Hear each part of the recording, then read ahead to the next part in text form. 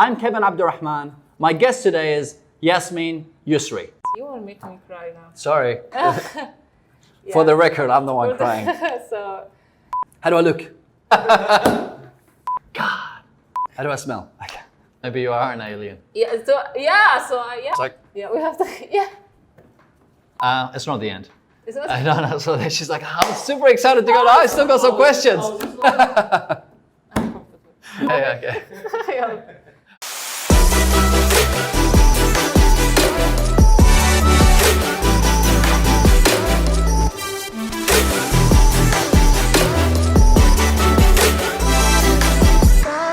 You think you've had a rough day? Wait until you hear the story of my brave guest.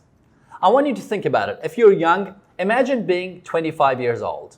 If you're older, imagine when you were 25. Now picture this. The chances are at 25, you have goals, you have dreams, you have hopes. You have a zest for life. You have passions that you want to pursue.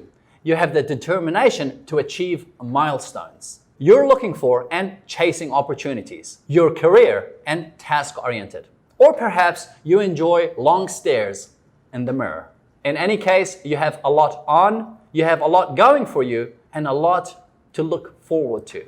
Well, so did my guest.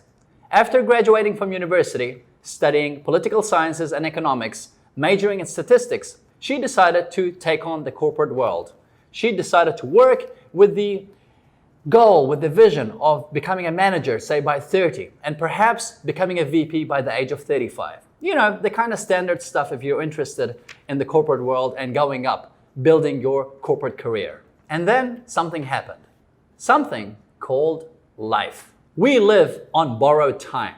We don't own anything. We are renting. This place, this space, this race, it could all be gone in a second. You and I are both guilty of taking life for granted. And I, for one, I'm definitely guilty of this every day. Because the fundamental truth is, on any given day, it could be our last. Which is why I hope that my next guest serves you as an example of inspiration, courage, determination, and positive attitude. And a reminder that at any given moment, the lights in our life could turn off. My guest moved to Dubai seeking a new challenge from the corporate world.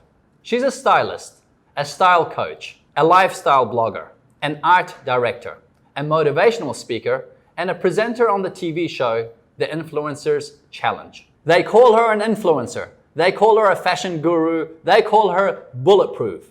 But she's more than that. She's a fighter. She's a survivor. She's a 3-time cancer survivor. This is How Do They Do It?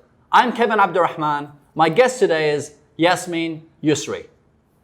Hello, Kevin. Welcome on the show. Thank you so much for introduction. It's like everything you like brief me and brief my life in like 1 minute or 2 minutes there. I'm really inspired by what you've done. Thank you so much. So I really Thank appreciate you. the fact that you came on the show, that you're making the time. It's my pleasure. Thank you so much. Thank you. You're very kind. We have something in common that you might not know, and that is cooking. You love to cook? Yes, I love cooking. Whenever I'm like off mood, Yes. I go to cook. Okay. And I like Egyptian foods.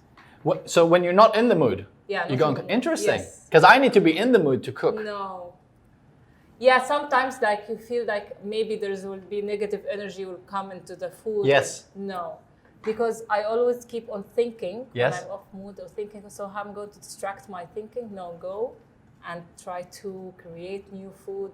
Not new recipe because I'm not a chef, but from the recipes that I knew from my mom, I try to add some stuff. Nice. Yes.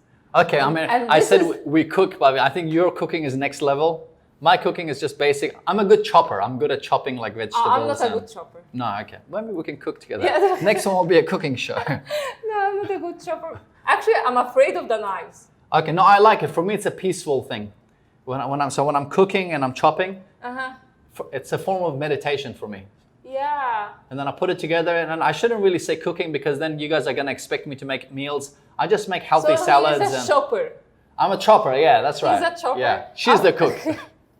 Yeah, I love, but I don't create new recipes. I have my mom's recipes, and I could maybe add some new ingredients, and that's it. And you find that cooking puts you in a good mood? Yeah, it turns my mood 180 degrees. Interesting. And I put my love on it. So yeah, people there are like, my followers, they don't believe that I know how to cook, because the Egyptian food, it's like needs a lot of time. Yes.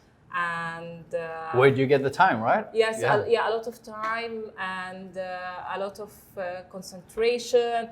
And at the same time, after cooking, you have to wash dishes. So the people, they think that I'm living this fluffy life.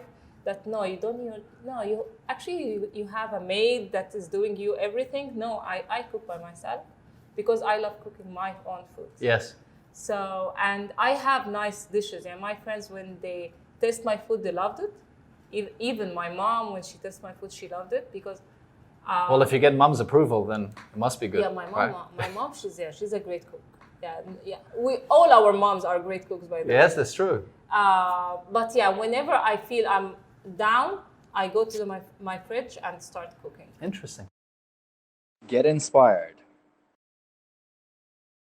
Whether you're in Dubai for business or pleasure, the last thing you want to do is blow your budget on accommodation, which is why I recommend you check out our host venue partners, Rove Hotels. Beyond being price sensitive, what I love about Rove Hotels is the fact that they are a combination of cafe, culture, and just coolness.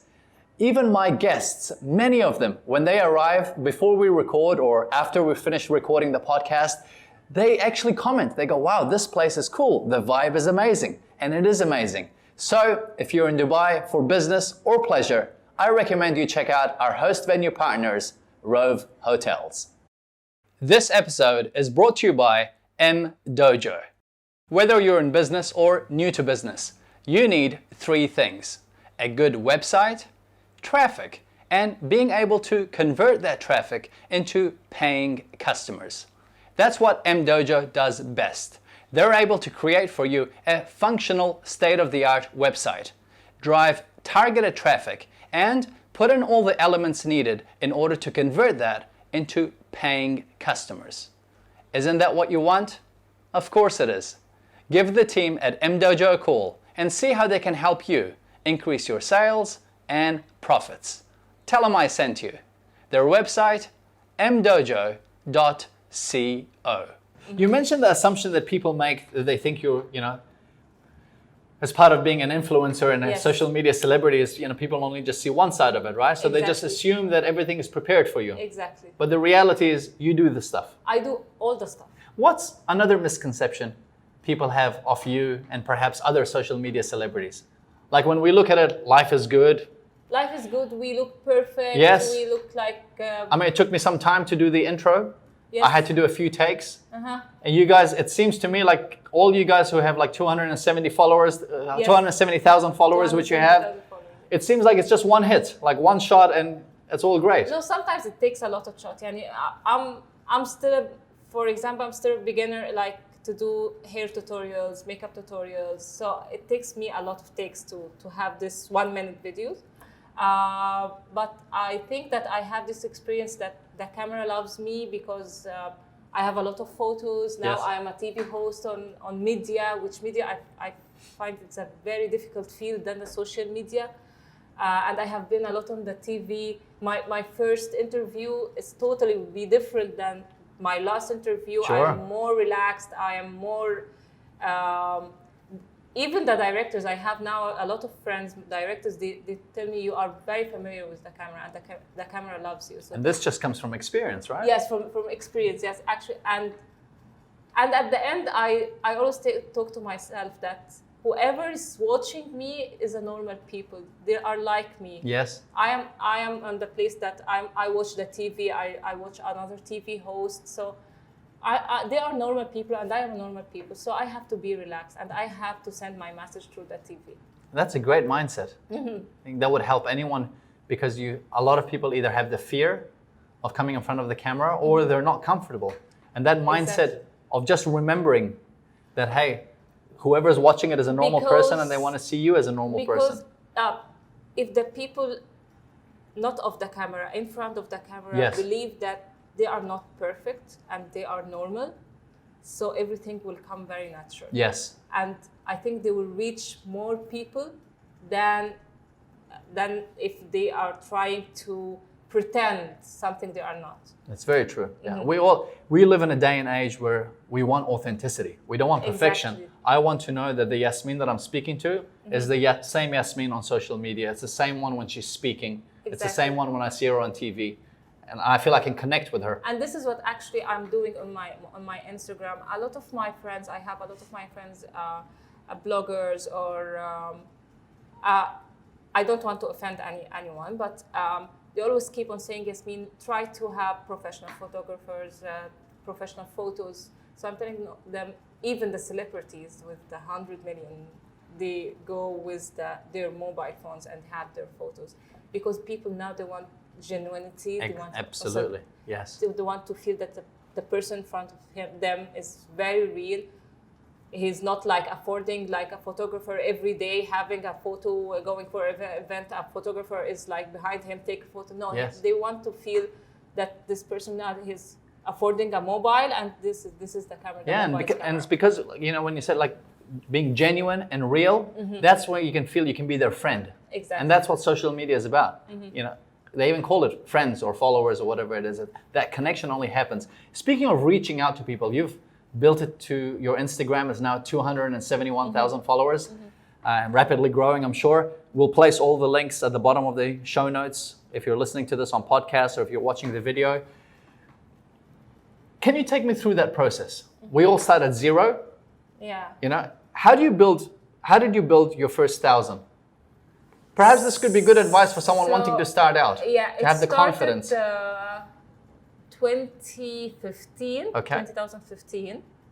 I quit my job at December 2014, and actually all my colleagues, my co-workers, they was like, "Why you are quitting, and you don't have another opportunity?" You know, our Arab mindset that you have to have another opportunity or going to another job. So that's why Before you are you quitting. quit. Yeah, before quitting. So I told them, no, I feel that there is another opportunity is opening me away from the corporate. And you didn't know what it was. Yeah, I didn't know. You just felt it. Yes, I felt it because I love challenge, and I always say to myself, I love what destiny brings to me. You know, the faith and destiny. Yes. Because faith and destiny of the life, it's very, very challenging. And when you challenge this faith and destiny, you are going to raise bars for yourself. So I quit your job at the end of 2014? Exactly, and I was like achieving, I was very successful person, and I was going to being promoted, but I was like, no, it's enough. And I started my Instagram blog, and I wanted to send the inspiring message that I believe that I lived for after my cancer. I fought cancer for 3 times for a reason. Especially that first time I read about the survival rates and everything was yesterday before our interview. Yes. And I talked to my mom, and she told me that you have been through a medication that all the doctors said you're going to live on this medication all your life, and you took it only for 1 year, and you are not clean on the and medication clear. anymore. On no medication. This was the 3rd time. So I keep on reminding myself of this stuff to keep on inspiring people and have the capability to keep inspiring them every day. Yes. And to maintain my happiness state and to maintain my positive vibes. Because every time people that are keep on like how you are maintaining your happiness state. Yes. You have a lot in your life, and you have been through a lot of tough away from cancer. There is a lot of personal issues, like how you are maintaining this. But I keep on reminding myself my journey with cancer and the tough journeys, the personal life. So I'm like grateful for all of this, and that's why I'm like keeping on Building it. Yeah. So I wanted to show the people that there's life after cancer. Yes. And you can live your life. You can do whatever you want. And life is very colorful. And I started to wear like colorful clothes, mixing patterns, Yes. going to chasing colorful places in Egypt, which was very, very rare. And I have been known like the colorful Instagram blogger in Egypt. Interesting. Yes, and they started to call me Queen of Colors, Queen of Happiness, Happiness Ambassador, and all this. Awesome. So yeah, it started to And that grow. built the momentum. Yes, and it was like I was different. Yani from all the bloggers in Egypt, I was different. They are all have this looks style picture. I was like, no, I'm chasing the colorful places. And when I felt that my messages is okay, it's starting to Resonate with the audience. Yes, exactly. I started, okay, now I have to talk about my experience with cancer more. Mm-hmm. I have to start studying fashion, art direction, so that will be my profession afterwards. So it started like this. Wow, and it built from there, and yeah, you're going 271,000 strong. Yeah. Yeah. Hopefully we'll go to 500 million. I'm sure. You are very stylish. Have you always had a sense of style? Yes, since I Like, what's your earliest memory of you my mom. picking up a style? My mom, yeah. She Yeah. was like dressing me up as her doll, you know, the moms and the daughter. And you remember that? Yes, she always keep on choosing me different styles from the other girls. Even my hairstyle, I was like having this curly, defined curly, not like this wavy now, defined curly hair. Yes. She always keep on styling it. I always go to school with different hairstyles. My clothes, she always like choosing different clothes for me to look like unique and different girl. Even if I was a very chubby person. Cute. And this was my first challenge. I was a chubby person, so she used to go to the tailor and design for me clothes. So I started to love fashion from there. Okay, so she wanted to dress you up, but also the fact that you were chubby, she had to go and tailor your clothes anyway. Yes, also. But my mom, she has a very, very nice sense of fashion. Fantastic. Yeah, she's my role model. Till now, she's my role model. I always look up to her, yeah. Get inspired.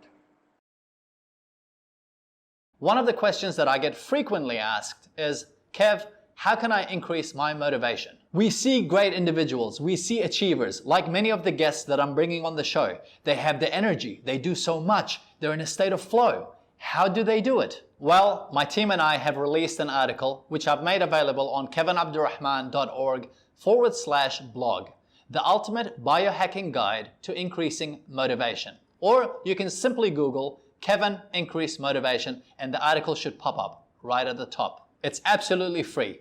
Read it, and most important of all, take the bits and pieces that are relevant to you and apply it into your life to increase your motivation. I hope you find the article of value. If you do, feel free to leave your comments and also share it with your circle of friends. Again, you can Google it, Kevin Increase Motivation. It will be the first link that pops up, or on my website, kevinabdulrahman.org/blog. And it just seems like how you wear things. I think it's not, because there are a lot of people that they feel that fashion means always turning up somewhere, wearing something like a new piece or a new item. It must always be. Yes. Whereas I think your style is how you wear it, depending on how you feel and how you express yourself. Exactly. Is that right? And that's why I'm like planning to have like workshop, our style coaching, because a lot of people, they are keep on saying, Yasmine, you have to be a life coach. No, I'm not a life coach. I'm a person who loves fashion. I love people to love fashion the way that I love to. They have to, as you say, they have to wear the clothes because they feel it. So I will start to have this style coaching. It's like mixing life coaching with fashion style. Mm-hmm. That you have to love yourself inside before go to the shopping. That I'm down, I'm now going to the shopping. This to make me feel good. I must buy a Versace dress. I must buy an Armani suit. No. And also I have this luxury brands in my closet. Sure. I have the high-end street brands. Sure. And I have this normal brands. So I want people all over.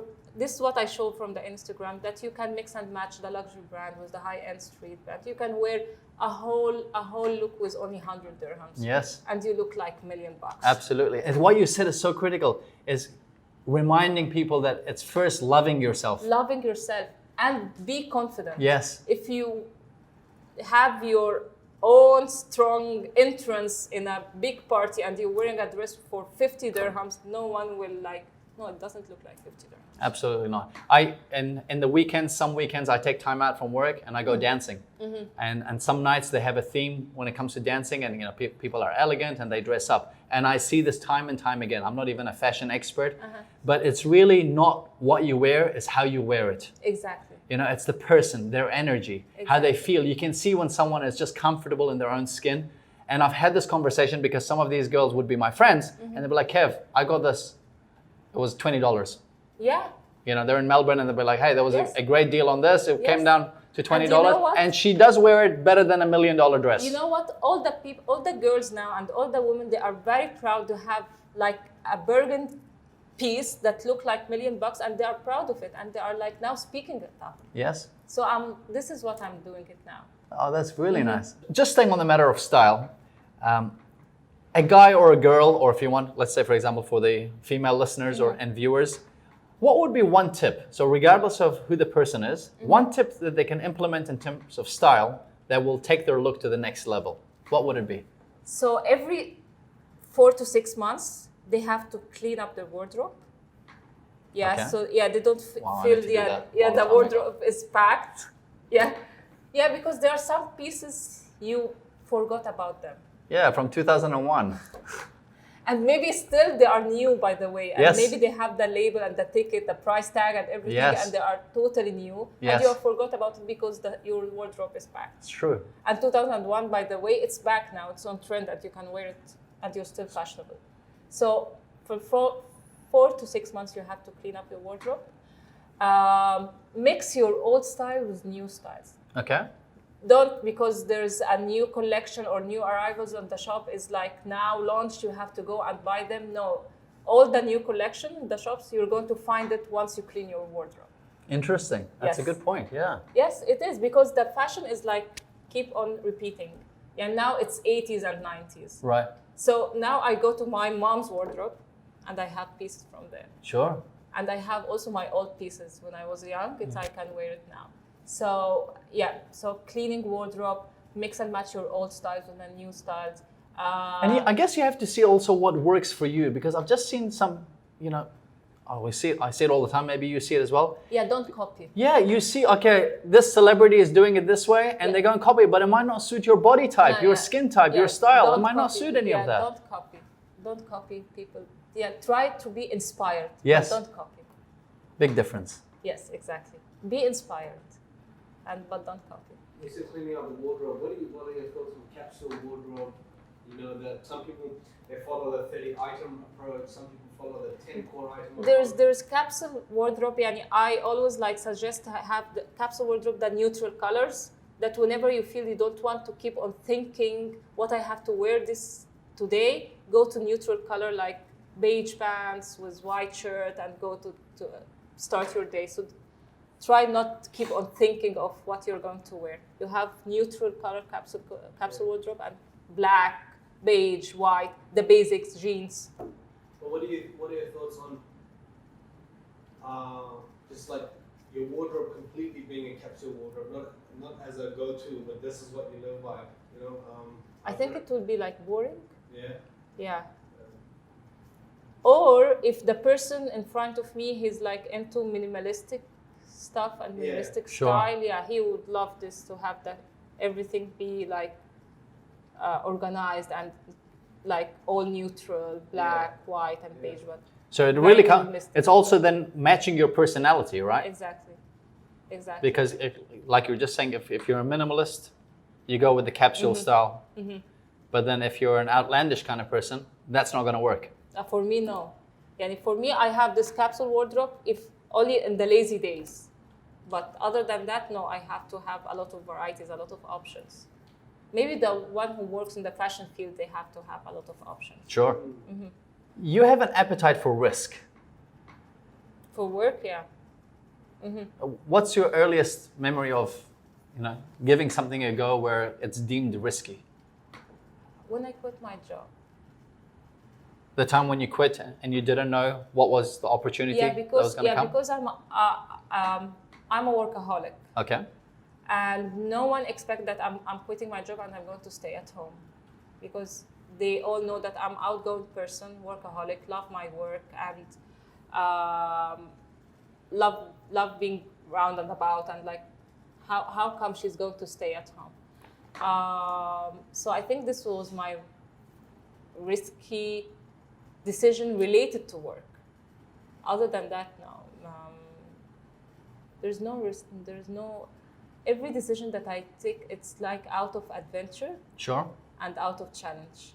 The thing is, sometimes we know this ourselves and we don't feel the risk, but to the outside world, it seems like it's risky. You know, the outside world, they don't realize what you're putting together. Outside world, they always like, a lot of people around you, they always like living in their comfort zone. Sure. And as long as they are happy, maybe they are not happy, but they are in their comfort That's what they're zone. used to. Yeah, they are used to. So they want all the people that they love to be in their zone. No, we have to go out of the zone to experience another stuff, to explore the world. We don't have to keep in your own zone. Even my parents, when I went to them that I will quit my job, is like fixed income and how are you going to live? That's I right. was like, it will be okay. Yeah, everything will be okay. And even when I started my Instagram blog, what's you're doing? This is nothing. This okay, you are playing, you are having fun. Money will come. Wait for it. If you are looking for money, money will come. But I want to inspire people. So, but it wasn't part of a plan. It was just part of what you felt you needed to do. Exactly. I wanted to inspire people, and I want to have fun. I want to wear my stylish clothes. I want to have photos. And now, actually, my mom, she's encouraging me in my field. Yes? Yes. Yeah. And at the beginning, when parents, you know, I think just about any person in your position, if they were to let go of a career, especially when you're good at it and you have that fixed income, there will be an immediate reaction of parents because they care for you. But you also touched on something about, you know, your friends, even if they're unhappy, but they're used to, you know, being in that comfort zone. How do you deal with peer pressure? Or if someone is watching this and perhaps they're in their early 20s and they still haven't built their capacity or skill to deal with peer pressure, what would you suggest to them? Because we all have friends. Yeah, and in most cases, they're holding us back. Yes, exactly. They have a very big effect. Yeah. So what would you recommend? What would be your tip to deal with this situation? So I might be different. Okay, guys, I'm 38 years, so I have a lot of life experience, and I have a lot of friends that they have involved in my life decisions. Yes. But at the same time, I keep on thinking with my mind, they are not in my place. Yes. They are not. And I keep also reminding myself, no one have been through my body when I went through the chemotherapy session, the 30 chemo sessions, the bone marrow transplant. So whatever I will decide in my life, this is my life. Because whatever will happen to me, it will happen to me. It won't happen to you or her or anyone. If I fail or if I fall, if even the cancer comes to me the first time, I'm the one who's going through the whole thing, the whole treatment. That's right, not your friends, not the people's opinions, none of that. Okay, I respect your opinion, and I do respect the people who have their comfort zone, that they want the corporate life and their career and the fixed income. They find themselves in this, and they find themselves, they can pursue their dream and their career life. Through it. They are like career-oriented Yes. person. Other people, they find themselves that they can have their own business, private business, and they can do a lot away from the corporate. So we have to respect these people, and we have to respect this. Yes. And I always say, okay, these people, they don't have to say their opinion to the others, or they try to make a big pressure on them. Yes. You know, because we all have our own priorities, our own point of view to life. Correct. So, and we're all entitled to the point of view, but I guess it's important to realize that at the end of the day, it's so important that we listen to ourselves. Exactly. And see what's good, because what's good for you might not be good for me. And this is what actually a lot of my friends now that started their own career, their own private business. Yes. They are very happy. Yes. They are saying to me that at least we are doing something to ourselves. Yes. Okay, if the business is growing slowly, it's for myself. Yes. I'm waking up early for myself. Yes. I'm going back home late for myself. So, and they are much happier Yes. than others. Sure. Again, maybe another people who are working in the corporate life, they love to be promoted and to be like the vice president, the Yes. CEO, and they see themselves like this. And these personalities are different from this personality. But at the end, we all like 7 billion or 8 billion That's in the right. whole world. Yes. So we have to have these varieties of people. We have to be different. Yes, we have to. Yeah. It's so important to ask the question, like, what do I want? How do I feel?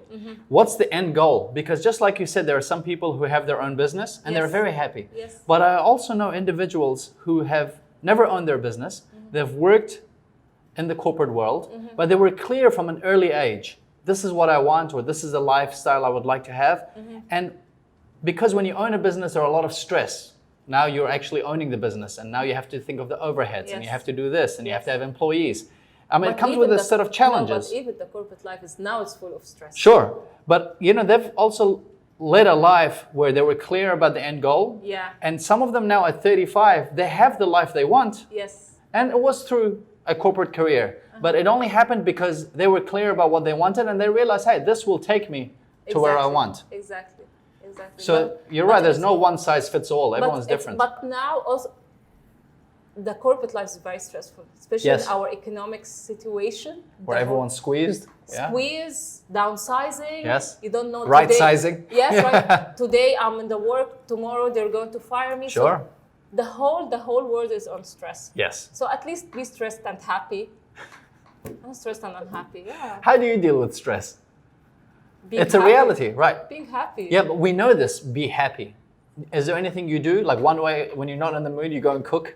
Cook, dance, and the worst case scenario is to die.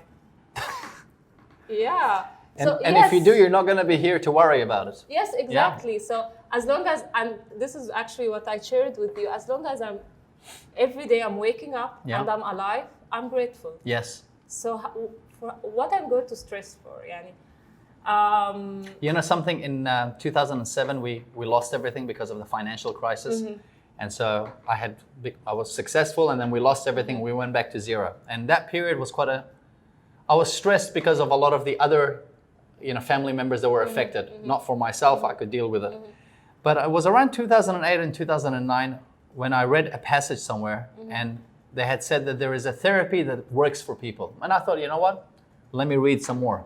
And then the following lines was, it's a one-line therapy. Try it, it might work for you. When you're feeling stressed, this is what you say. It. Exactly. Exactly. And ever since then, just this approach has really helped me lead a calmer life. Exactly. And what is the main thing that make the person stress? Money. Yeah. And what you said before we started recording, the fear of unknown. I love what destiny is like holding for me in the future. And I'm living my now, I'm living my today. Yes. I'm not thinking of tomorrow. I'm not a planning person, yani. I used to be like, I have when you go for an interview, job interview, in 5 years, what you're saying yourself. That's right, yeah. What Yeah. are your goals for 5 years I from used now? to say I have manager, VP, and now if anyone asks me 5 years, I don't know. I don't want to see myself in 5 years. I'm now in front of you. You're focusing on the present. Yeah, I'm present in front of you. 5 years is in 5 years. Because when I was seeing myself like once I graduated, like to be a manager, successful, career-oriented woman, I got diagnosed with cancer like in the beginning of my career life. So let's go to it. 25 is a critical age for you. It's a Exactly. pivotal time. So perhaps before we go to 25 and what happened, let's go back to, tell me about Yasmine before she was 25. Okay, so Yasmine, Born in Egypt? I lived here in Dubai. Okay. I was raised here. I came in Dubai when I'm 2 years old, 1984, and have my whole studies in school till 1998. Okay. Then went back to Egypt.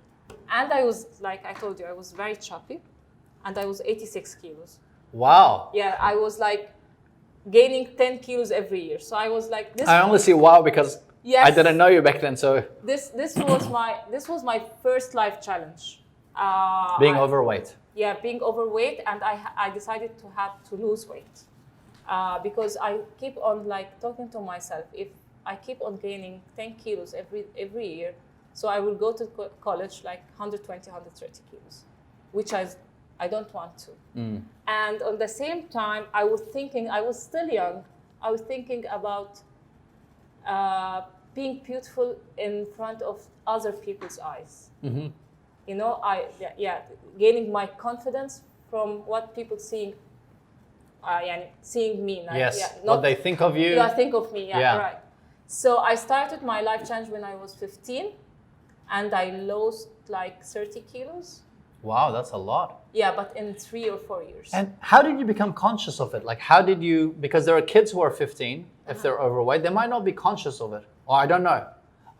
I was overweight as well when I was younger. But like, what made you conscious of it, that this is a challenge? Like, I'm overweight, this is a problem. Like, what made you think like that? Were you teased? Bullying. Ah. Bullying. I looked older than my age. I was told, I was like, I'm now 174, but I was like back then 170 and 86 kilos. So I looked like a big thing. big girl, yeah. Yeah, a big girl. So I look older. My colleagues keep on teasing me. So even at school, this is at Yes, school, right? yes, Yeah. exactly. And keep on singing songs bad for the fat people. So this was a part, and I started to challenge myself, eliminating a lot of stuff in my food. I keep on reading about how to. It was all by myself. I didn't go At 15. at 15. Yeah. I didn't go to a doctor or anything. I keep on reading.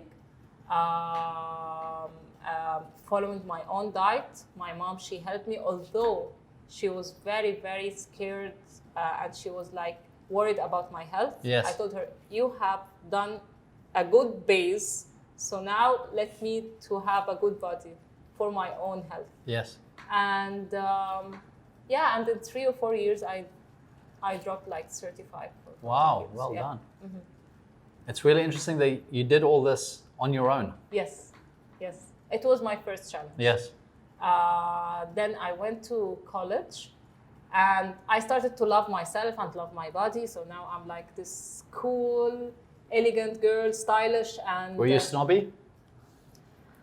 No, but after I finished my school, my college, and I meet my friends back then, and whenever I meet some friends, they keep on saying that you were nosing up, you were nose up, and no, I wasn't that kind of girl.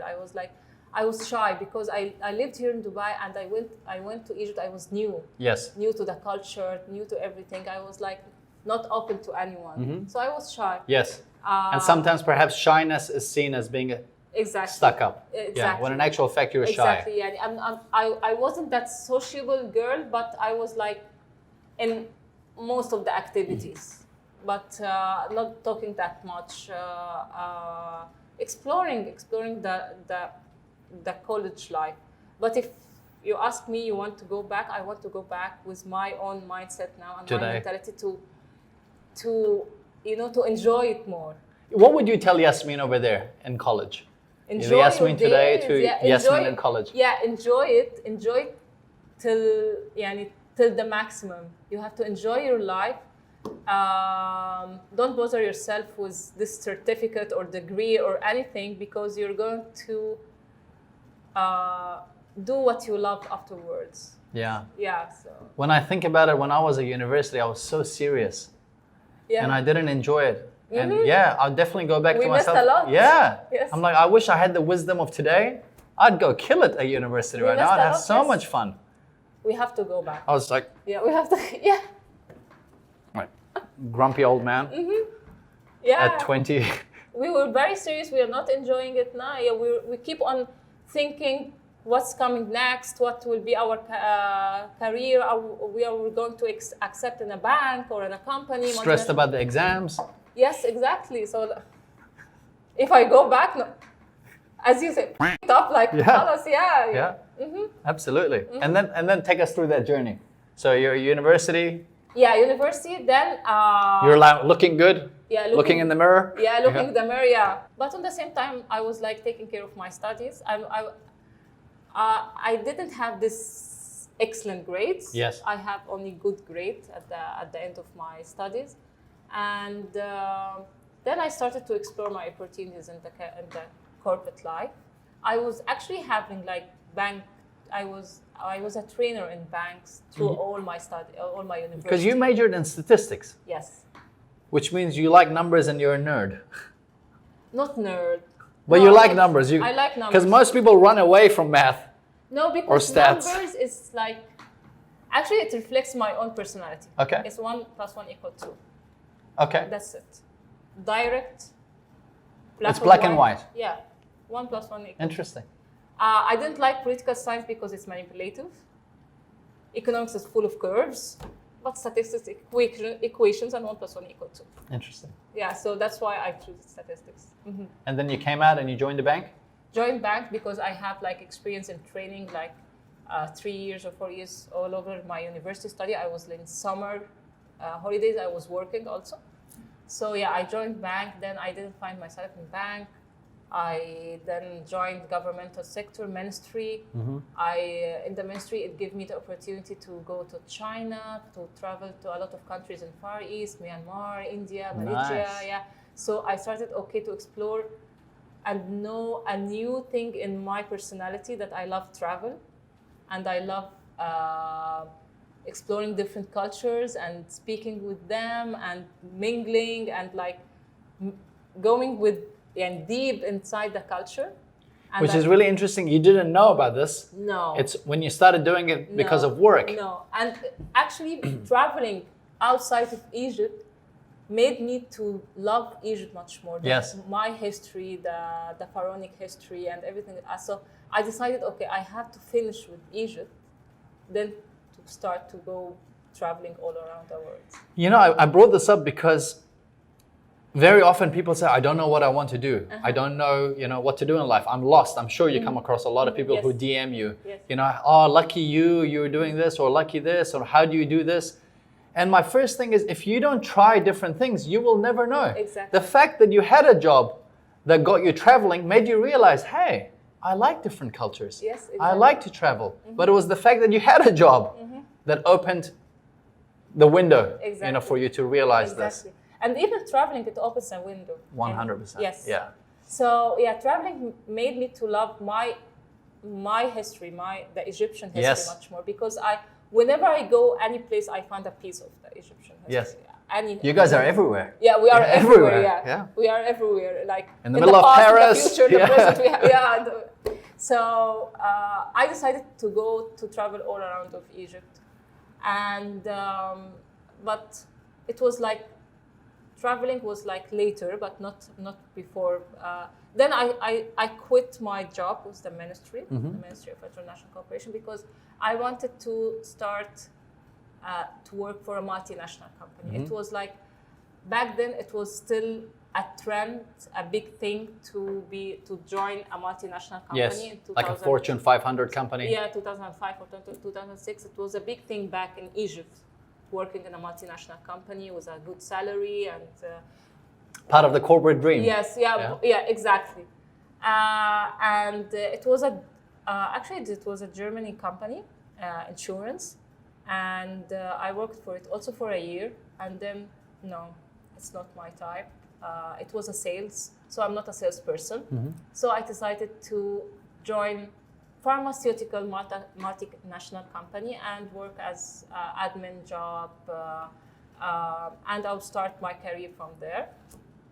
And then Is that where you were offered you were offered a dream job? no, Was that there? Not yet. no, Okay. no, pharmaceutical it was a way, because my dad he is a pharmacist. Okay. My brother, he's a pharmacist. And when we were like talking about, Yasmine, are you going to join faculty of pharmacy or another? No, I don't want to be a pharmacist. So it's like, when It's against the family. Yeah. And then I was like, you're working for a pharmaceutical company? Yeah, I have the experience. You're my dad and my brother, so I have the experience. If I have any questions, I'll come and ask you guys. Exactly. So I joined as a support function. Then I was like this kind of person who gets bored very fast. Like if I didn't find myself here, I change. And I keep on saying myself, I'm still young. I'm still young. It's like, I know that I'm 23, 24, but I'm still young. I'm a girl. Like it will end up either I'm going to get married or I'll keep on like jumping from a job to job till I find my dream job. This is what you were thinking at 23, yes, 24. Yes, yeah. Exactly. I feel like I was shallow. Yes. Yeah, in 24, 23, 24, I was shallow. I was like, jumping from job to job, but I'm not that, I wasn't that career oriented. I was still exploring what career, what I want. Sure. And actually this is what my school, my university, they built a very good personalities. And if you sit with a lot of a group of economics and political science graduates, you feel that they have the same personality. Fantastic. So I think they built a very strong personality, and they gave us that the mindset to explore. Fantastic. Before you decide what you want. What a great gift. Yes, exactly. Yeah.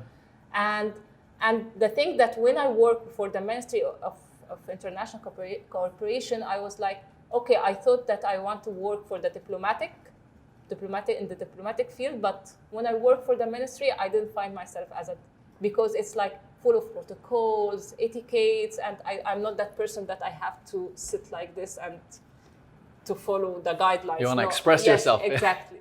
So every job, it gave me something. Yeah, and no, not this. I have help to you get that sense of direction. Exactly. Yes. So when I joined the pharmaceutical company, I stayed for a year, and then I decided, okay, I want to quit and go to the banking sector because I have the experience. And when I worked for the insurance company, I was working also in a bank and assurance. It was like a mix of an insurance program in the banks. So I have the experience. So I decided to go. It made sense for you. Yes, exactly. Okay, go back to the banking sector. And actually, they offered me a very nice title. It was a great title. It was like 2 steps away from the branch manager title. So it was like, okay, so I'm now 25, and if I got this job and focus more, it will set you up on a good career path. And then it happened, the big surprise, I said it's the plot twist that I have been diagnosed with cancer. And just before you were diagnosed with cancer, life was good. Life was good, yeah. I had forgot also. I was engaged also, yeah. Yeah. So life was good. You're engaged. Yes. You're being offered, a great job with great opportunities. Exactly. And it was like, when you watch a movie and where's the twist? This was my twist, my life twist. Please, I apologize. I went for that checkup, and I was like a girl who's like every day in gym, taking care of herself. So nothing will doubt that there's something wrong with my body. Okay, sometimes I feel like there's pains or anything. I always like translate it's maybe because of I'm exhausted or tired or anything or my workout. Yeah, exactly. So when I have my checkup, I went to the doctor that works for the bank, and she was like, Yasmine, you're anemic. I told her, no, I'm not anemic. Yeah. I feel I'm okay. No, your blood test says that. Okay. Shows that you're anemic. Yeah. Yeah, anemic. And then why are your white blood cells are very, very high? Okay, you are talking to a person that I'm not a doctor. I don't understand. You're the doctor. Tell me. Okay, you have infection. Are you sick? No, I'm not sick. I'm okay. Okay, why are your lungs? There's something shadowing in your lungs. Your lungs is hidden, or there's something like hazy. Yeah, hazy. It's dark. I was like, are you a smoker? No, I'm not a smoker. So it's like, okay, did you lose weight? Maybe because I go to the gym. So like, whenever she's asking something, I always related that because of work, of gym. I was like, nothing.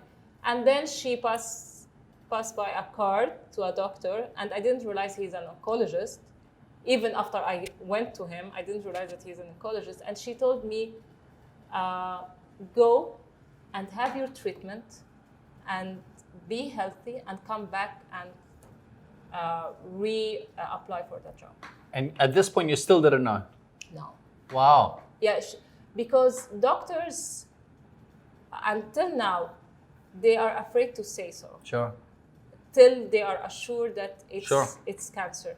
Especially when you are like in a young age. They keep on like afraid and scared, like, because it's a big thing. Of course it is, yeah. Yeah, And you found out when you went to the second doctor?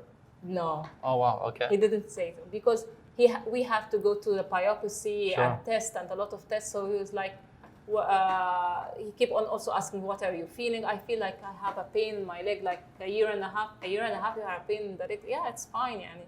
And then I find out that all this pain, all this stuff is like, it's a symptoms of having cancer. When you were told you have cancer, what went through your head? First time I knew about, my mom was away when I went for the checkup. She was away. She was with my brother outside of Egypt in Bahrain. And then I told her that I haven't been accepted because there's something wrong with my medical checkups. And I told her, you have to come back and to see we have to find what's wrong, although I feel that I'm okay.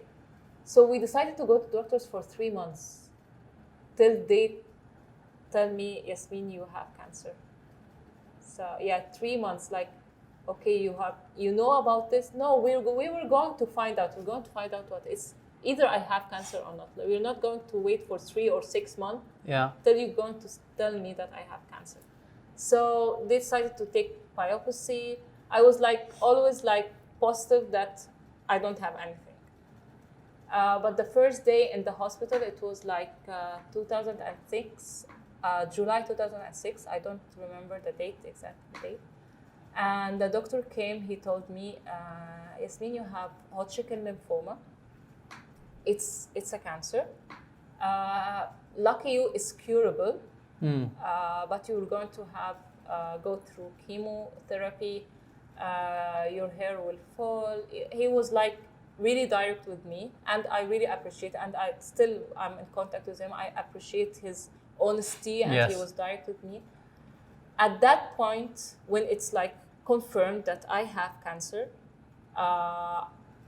I started to be in a denial phase. It's like, why me? And it's like, it's not the suitable time to change my whole life and to start all over again. And especially that I was like the perfect, healthy person. Yes. I have never get flu all over my life. And now I have cancer. So I stayed like in denial phase like 2 weeks or 3 weeks. But it was like, I have to accept it. I have to start my journey. What made you accept it? Because I'm thinking, the reason I think you're courageous is because if I got that news, I'd just be depressed. I'll be honest with you. And I don't think I'd come out of that. But I'm not the kind of person I always go back to my mom because she always kept on telling me that you are a strong person, you're a strong and tough girl, and you can do it and you can go through it. And always the doctor, he kept on saying, okay, the chemotherapy, you have to go through 8 intensive sessions, but I will try to make it for you 16, so that will make it like not so intense? Not too intense, and not be very hard for you. It will be a longer journey, but for you it will be like little bit slowly till you accept that you have really a cancer and you're going through the chemo. And from religious thing, that when I say to myself, why me? I found myself, okay, no, God, He chose me because there's something He wants behind this journey. Yes. I always say... And this was something you were thinking at that point? Yes. Okay. I always say that whenever, like, if someone went through tough thing, not only the person himself is learning from this lesson, no, all the people around him is learning from the lesson. Well so said. So this journey is like not only me, no, it's for my mom, my dad, my brother. We have to learn. We have to see how we're going to deal with our thing together. I never thought about it this way, because we always think that if it happens to us, it's our lesson or our experience to go through, but it's more than that. It's more also than the that. Yes, experience exactly. and the lesson because for everyone around us. I remember that my dad, he has open heart back 1998, and I was in high school. And Open heart surgery. Yeah, open heart surgery, and it was very tough. And I was in high school, and we have to study very hard to go to have good grades, to join very good university. So I was like, I'm the one who is handling the home, cooking for my brother, and taking care of the home while my mom is with my dad. So it's like, this thing is not only like affecting the person himself, no, it's affecting the whole persons around him. So I was like, I didn't let it go. Yani I was like, okay, I'm good with this. And I always like finding a bright side. Okay, I'm going to lose more weight because of the chemo. Wow, okay. Yeah. If the hair I keep on reading. If my hair, if I lost my hair, and it did, it's going to come back more healthier, more different. Yes. Okay, I keep also like mistreating my hair, so it will come back like a baby hair. So it was like rebirthing. I was keep on thinking like this. That's an amazing thought process to put yourself through, because it's difficult when you're in that situation. It's so easy to just go and sit in one corner and feel sorry for yourself. No. Which I think that's what I would do. It's like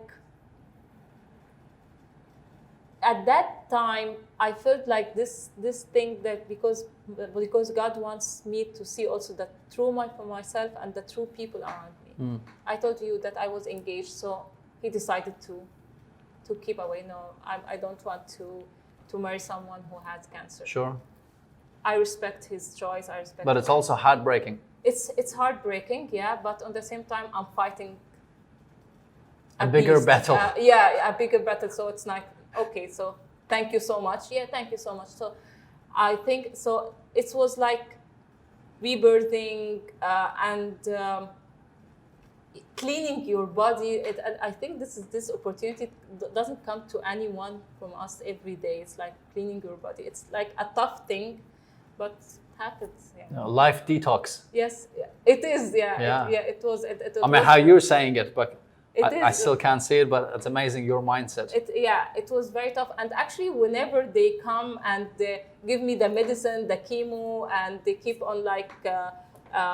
I don't know what's called. Intravenous injection? Yeah, the IV, serum, IV injection, and they keep on like searching for the veins and like. They're pricking you. It might reach like 10 or 15 times till they find the right vein. Oh wow! I feel that it takes from me my bad energy, my negativity from the body, and it gives me positive. So it was a very big journey, like it's a meditation but in a very tough way. Wow. Wow. Get inspired. Imagine if you could present yourself, your thoughts and your ideas with clarity and confidence. Imagine if you could speak to influence and impact. Imagine if you could communicate like a commanding and charismatic leader. Well, you can, given the right information and the investment of effort from your end. How do I know that? As a public speaking coach, I work with CEOs, world leaders, and presidents. And when they hire me, they expect nothing short of results. And over the years, it's been 2 decades now, 2 challenges have risen for me being unable to help the majority of people. I'm usually on a plane, with the majority of my time being booked a good year or 2 in advance. And my one-on-one session to work with someone in person generally starts at $20,000. So we solved the problem by making my public speaking course available for you online. Everything that I teach my clients when I'm working one-on-one, thoughts, tips, strategies, how to do things, all on video, all sequenced in the right order for you to be able to watch, rewatch, practice, and refine your presentation, your speaking, and your overall communication skills. And guess what? You will get results. Now, you can have this course not for the $20,000 that my clients pay me when we work one-on-one. You can have it for $997. That's right, just $997. You might be thinking, well, why are you offering something that you charge $20,000 for $997? It's simple, because those who want to work with me one-on-one will still hire me. But for many whom I might be out of their budget, this is a great way to develop their communication skills, to cut through the noise, to rise above the rest, and to beat their competition. If you're serious about wanting to develop your skills, to be able to present your thoughts, your ideas, and yourself with clarity and confidence, to be able to speak, to influence and impact, and to communicate like a confident and charismatic leader, then this course is for you.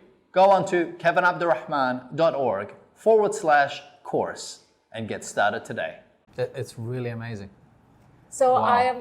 I was done like March 2008, and I was living my life actually. I was going out. You managed to, Going they said, out. okay, you're clean. Yeah, I was going out. I tried to go to the work. You know what? The old job that I was going to leave for the bank thing, they told me you can come back and. The job was still available. Yes, come back and be in still in our team. And actually, I appreciate this and I respect it that they want me to. Although I'm on the chemo journey, not all the corporate now they do this. Sure. So I came back. I tried to go to the work as much as I can. I go out with my friends. I started to live my life, or I was living my life, but not with a very big effort, because I wanted also to come back healthier and to beat the cancer. So I was done at 2008, and check up every now and then, like every month, PET CT, blood test. And I was very happy that I was okay, cancer. I'm done. I'm done. Yes. Yeah, and my hair is growing up. Life is good. Yeah, life is good. And I lost weight and everything. And then in August 2008, he came back. Cancer. Yes. And the doctor, he told me, he was like, Yasmine, he's back. I told him how. I was like this educated patient. I love to read about my type. I love to Google everything. I love, and even when they give me the medicines, please tell me the medicine names so that I read about it and I read what they're going to do to me. And I was. And the first time when they said you have Hodgkin's lymphoma, you had already studied it. Yes. Because the doctor, he told me it's curable. I have to really believe that it's curable. Sure. Cancer thing. But it's curable, but then I have my first remission at 2008, and I was like in a shock. The second time I was in a shock. It was a big shock. And I told him I don't want to go through a chemotherapy again. I don't want to lose my whole life again because of the cancer thing. So he kept on saying, you are so young and you can do it again. So if you did it first time, you can do it again. And I started to ask how come. He told me maybe an active cancer cell, it like escape away from the chemo and go another way, and then became aggressive and started to hit you back. And I told him I don't want chemotherapy, and let's start radiotherapy. I was like, also giving him what I want to go. He was like, okay, we're going for a radiotherapy, but if there's no progress, you have to have a very tough chemotherapy, and you're going to have a bone marrow transplant. And because what happens with cancer? First remission, Hodgkin lymphoma, it's like this. If it came back to you, you have to have chemotherapy and bone marrow transplant. If it came back to you again. And I was like, bone marrow transplant is like, oh my God. It's like, so it was very tough journey. The second time, it was a very tough journey, and it took me like 4 months to accept that it's back. Wow. Yeah. Although, I cut my hair again, although I was living my life, although I was like laughing, going here and there, we're going through the radiotherapy and praying God that to have progress. But no, I was. And you needed to do chemo again. Yeah, and a tough chemo. A tough chemo was totally different journey. totally different journey. And that's already a difficult process. Yes. And then you have to do a bone marrow transplant as well. Exactly. And the bone marrow transplant, yeah, the tough journey, because I changed my hospital and I have joined a governmental hospital. Yes. And in Egypt, when you say governmental hospital, you know that it's not that easy. Especially for me, was a girl with her own lifestyle. So it was very, very tough for me. And when I entered to them, I told to the doctors there, if you want me to have progress in the therapy and to be cancer-free, you have to treat me quite well and to take care of my psychological part. I'm a very emotional person, I'm very sensitive, and they were like, what you are saying, you're a patient and we have to conduct these therapies. Yeah, exactly. They were 1 + 1 = 2. Yeah. And I was no. But you were aware there was more to it Yes. than just therapy. Exactly. The emotional support, the Emotional psychological yeah. support. But back then there was no the emotional support Sure. Or anything. No, you have to take the therapy, and please don't read about it. And please, no, I'm going to read about every protocol you are giving to me, every medicine.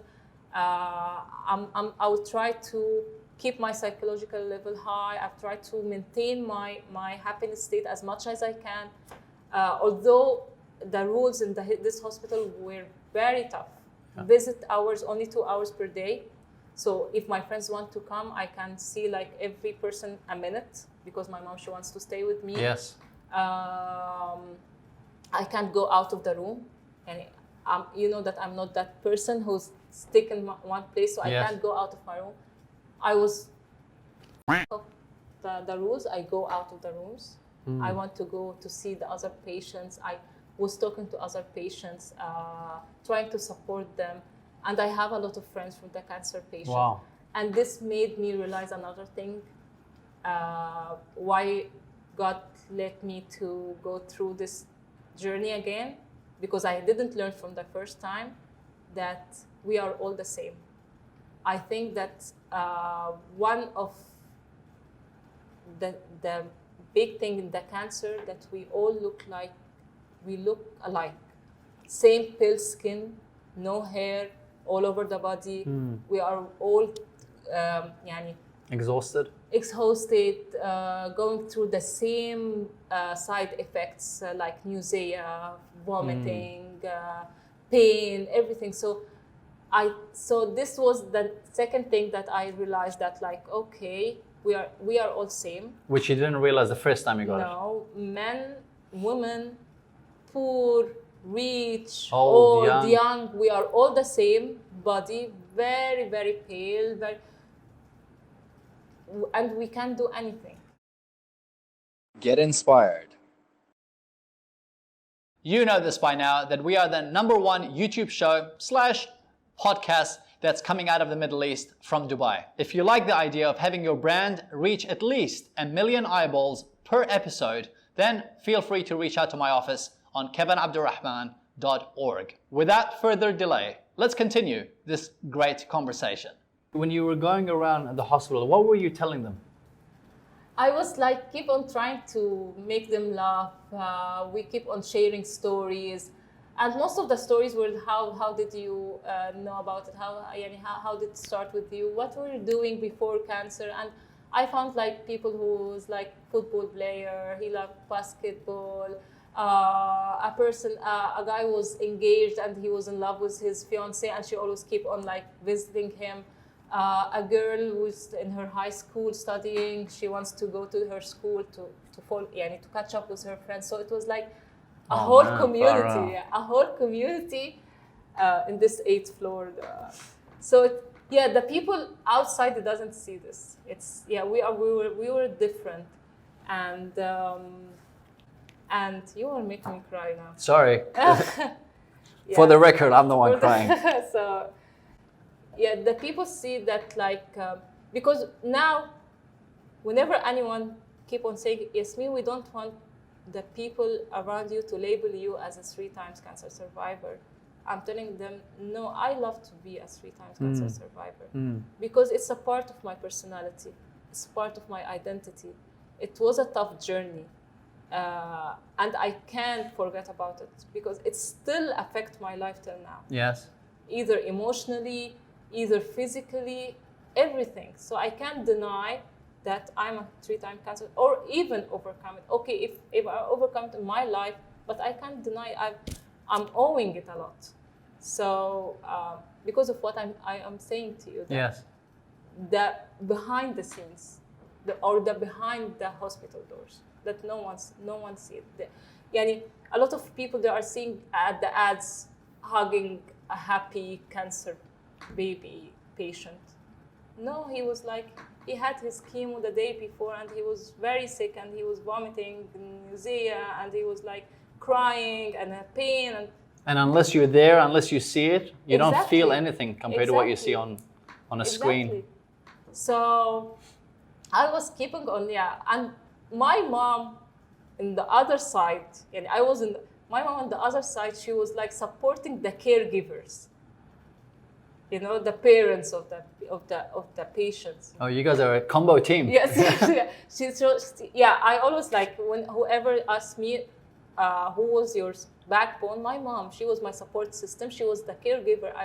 And whenever I hear story, with all my respect, that some people they are hiding from their parents that they have the cancer disease because they don't want to hurt them. On my point of view, no, you have to have a caregiver, because I feel the caregiver is much more important than the cancer patient themselves, because he is the one who's going to understand, he's going to follow up with the protocol, he's going to follow up with the chemo session, he's going to talk to the doctor while you are fatigued, you are not like, you are not like know what to think. He's the one who's going to take your hand in everything. So you're saying don't hide it, say it. Don't hide, say it. Speak it up. What would be your advice to someone if, heaven forbid, they've been diagnosed with cancer and they're going through this, if they're watching this or they're listening to this, or a friend or a family member who has someone in their circle that is going through this? What would be your advice, or what would be a suggestion to help this journey, because it's a tough journey? I got a lot of DMs, and I have a lot of my friends. They keep on like sending me. We have our dad now. We have our moms. We have our friends. So please advise us. What the first thing? Please support them emotionally. How? First thing, don't feel pity for them. Okay. No, and we don't want, or the cancer patient, they don't want to feel pathetic. No. They have to feel that they have been chosen for a message, either through them or either for you, or no, they have to feel that they are special. And the cancer thing can be beaten. It's not equal death, but yes, but sometimes there is so treat them as a human. Yeah, like, treat them like a normal. human. It's like, it's a tricky thing. Yeah. Not that normal and not that same thing that a cancer patient. Because I know that the cancer patient, they feel like afraid. They're going to die. The chemotherapy is very tough. I'm not going to handle it. I know everything, because this is actually what the media and everything is like telling about it. It's like making it it's a beast. Although, when the people know that we all have these cancer cells in our body, and it's the part of our body. We actually carry it with us. We actually carry it, exactly. If they know this, and you are the one who make them to hit you and make them to be aggressive and to grow in your body, you're going to realize, no, if I'm the one who made this, I can make them to die again. Okay, so be there for them. What else? For them, emotional support. Be very, very educated with the doctors. So learn about it from the doctors, or just do your own research? From the doctors, and do your own research. And don't take only one doctor opinion. No, you can go to 2 or 3. But don't waste your time like jumping from doctor to doctor, so that to be sure that he has cancer. If he has cancer, it's a cancer. Yeah, it's like... Don't deny it. Don't deny it. Get through the journey. Yeah, if it's the test showing cancer and you are sure of the test, maybe make it once again. But if it's cancer, don't waste time, because some cancer cells or some types, they... Very aggressive. Yeah, I think that the only... the time Yeah, the only enemy for the cancer is the time. Yes. If you are fast with the cancer, you can cure it very fast. Yes. If you are very, very slowly, they were going to start to invade your body. Sure. So know the type, be well educated, do your research, be very emotional support to your patient. Let them to speak up, let them to express their feelings. Don't try to stop them in anything. If they want to cry, let them to cry. If they want to go anywhere, let them to go. If they want to travel, let them to travel. Let them to do everything. Because I know that this will make a difference afterwards in their therapy. Because I did this. Because your psychology and your emotions will Exactly, and I will did make this. a difference. Yeah, and Yeah. I did this. So even if the doctors said it's like this is the fourth grade and there's no hope, no one knows. No one knows. There might be a hope because his psychological level or he feel that inside he's very strong and he can beat it. So after the second round, Yeah, second round it was very tough. so I you've had the been chemo through session. three protocols, 2 or 3 protocols, very tough protocols. One of these protocols, I was going to die, literally die. And even the doctors, they didn't knew me because I lost a lot of weight. My immunity... You were down to 41 kgs, right? 41, Yeah. exactly. And I wasn't able to eat, to drink water, anything. And When you're saying protocols, I apologize, my ignorance. You're talking about like a group of sessions? protocol, yeah, it's a Okay. a chemotherapy session. Protocol, every sessions, yeah, protocol, yeah, exactly. So it was a very tough protocol, which I have. I might have like an overdose or something, and my body wasn't that strong enough, and I was literally between. Yeah, I was in that this On the phase. balance, Yeah. yeah. And this also was like one of my turning points. You felt this way as well? Or was it from the outside, like the doctors could see it? Did you feel you were just hanging by a string? In the hospital, yes. At the home, because I was like in the home, it started that I feel very low and I was very fatigued and the infections all over my mouth and all over my every place and my mom and my dad, they were like, she's going to die. And I didn't want to go back to the hospital. I was like 3 days away from the hospital. I don't want to go back to the hospital. And if I'm going to die, I'm going to die at my home.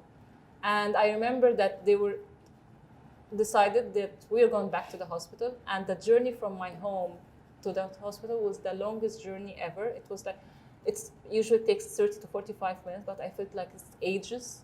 And when I went to the hospital and my doctor saw me, he was like, "Who are you?" I thought, I'm Yasmine, but I didn't look like Yasmine. Wow, he couldn't recognize you. No, my doctor, the one that I left him like a week ago, and they decided to give me like medicines again to be back on track. But I was like, I felt very pain and I felt like I can't eat anything and I was very, very, very sick. And even I used to wear wigs, even the hospital. My friends, they came to see me, I didn't wear wigs. Even my friends, my guy friends, my men, colleagues and everything, they started to cry because they felt like there's Yasmine, you're going to die. This was the end. And actually I was laughing. I was laughing and I was smiling and I was like... But you said earlier that you felt this was a pivotal point? Yes, but I felt it, but if it will be an end, I want to leave like very good memory. And it's like, she's a fighter and she left us like, she's laughing. smiling. Yeah, she's laughing. And I was like teasing the doctors also. I was like telling them, this was your fault. If you didn't give me this medicine by this way, I was like, that like, Yasmine, you are in a pain. I was like, no. I was like, I'm awake. I know that I'm not eating anything. I'm not drinking water or anything. I was like really, literally infection. I can't talk, but I was like... Still trying to joke. Yes, yeah. Because this is my way out. This is my way out. And And then now I figured out that I was like talking to my body and talking to my cancer cells back then. Whenever the cancer cells, they feel that I'm like funny and I'm making fun of them, I was like, I feel that they was like, how are we going to beat this girl? So it was like a breaking point in my journey. But and then they were like preparing me for the bone marrow transplant. After this breaking point was like after 3 months. So the medications worked and Yes, you were yes, recovering. Yeah, recovering, and then I was clean and clear from the cancer. I have to be cancer-free before the bone marrow transplant because it was an O2 bone marrow transplant. Means I am my main. I will donate the stem cells from myself. Mm-hmm. So I think they take it from your hips, right? Do they take it from the hip bones? From my blood. Okay, from the blood. They take the stem cells, from the blood. They started to explain for me the operation, the transplant, how it would be, and I would be isolated for 3 weeks till 4 months, 3 weeks till 1 month in the hospital. No one will visit me. The visit will be through a screen. They will call you, and the worst thing that will happen to you, the same thing that happened to you when you got these infections and you were going to, they didn't say it, but this will be the worst thing that will happen to you. And you're going to have a very tough chemo session before the bone marrow transplant. So I have been prepared for like 2 months, then have a break for 1 month, and my hair got back to grow very, very small. And then I entered for the bone marrow transplant, and I told my mom, I don't want you even to visit me in the screen. I don't want to see anyone. And my mom was like, I told her, please, this is my time to be isolated. I want this time for me. Me time. And it was 2009, December 2009. And I told her, I think that I'm going to be a different person after this bone marrow transplant. You felt it? Yes, because I'll be by my own, and it will be a tough journey. It's bone marrow transplant. Bone marrow transplant is totally different from the chemotherapy and everything. And to live alone, isolated for a month, and you know that your parents it's like 30 minutes away, and they can't see you. They are only on the mobile phone. And even I switched off my phone. I wanted to be like meditating and to see how I'm going to fight this cancer thing so that it can't come back to me. And so you have the procedure? Have the procedure. And how was that 1 month? Was it as tougher than you thought, easier than you thought? What you thought? The first week I have the chemo session, and it was like I have the immunity has to be 0. You know, our immunity is like from the white blood cells started from 4,000 to 11,000. I don't know what's the billion or something like this, but it has to be 0 so that when the stem cells being transplanted, the body doesn't start to fighting it. Sure. So the first week they were preparing me for the chemo session, and they told me your hair will start to fall. And it's the first time, and it's for me it's fine, my hair fall. And then they told me that the worst case scenario happened to me. So I was like, keep in my mind, I don't want this to happen to me again. Okay, if my immunity will be 0, but I don't want to be this fatigue, the whole infection in my mouth again, and all this stuff. And this is actually what happens. There was like my doctor, they were shocked. You even didn't reach this level that you reached before. I told them because I don't want. I feel that I'm going to be better, and I'm going to fight the cancer, and the bone marrow transplant will be very successful, and I'll be back home in a month. They gave me like months maximum. I told them, in 3 weeks I will be back home. Amazing. This is your own self-talk. Yes. Like, I'm telling myself this is how it's going to be. 3 weeks and I will be back. And actually, before that, I forgot they have operation. They transplanted, or they like not the transplant. They like attach like something for, instead of like pitting me with like IVs or everything. Yeah. It's like with the vein of the heart. Okay. Yeah, it's easily for them to give the medicine. I don't know what's called. It's Yes. called Hickman, but I don't know what's called in English. It's Hickman, but I don't know what's called. It's like from neck here, it's inside, internally, with the vein, with the blood. So they can, supply the Easily medicine. supply the medicine, Right. take blood, everything is much easier. And it was like, I have been, opened from here, attached internally till here. Wow. And actually, that's why I always say that people, you have to be very well educated, because I have a very weak veins, and when they were always saying to me, you have to try the neck veins, I always tell them, no, please, save them for the bone marrow transplant. Try my legs, try my hand, but save my neck veins for the bone marrow transplant. And that came because you were self-educated. Yes, exactly. Because all the veins, they got burned. And Sure. they got You can't keep using them after some time. Exactly. So I don't, please save my neck for the bone marrow transplant. So at 3 weeks, done with the bone marrow transplant. I was like, take this thing off, and I can't take it off. It's been 3 weeks, I gotta go. No, and actually they was going to take it off, something like this inside under your skin, going to take it off. Yasmine, it doesn't take it off. How come? We just took it off from another patient, but it's my skin got adapted with it. Oh, wow. And I have to go for an operation. Because it fused. It's fused, yes, exactly. So 3 weeks I go back home, but I have to go back to the hospital for an operation to get it back. But it was like... And you were on the recovery. Yeah, but when I go for the operation, I was laughing. I was like, please give me the anesthesia. I want to be like, Yasmine, I'm laughing. Yeah, I want to be this, it's the end of the journey. So let it be like very happy.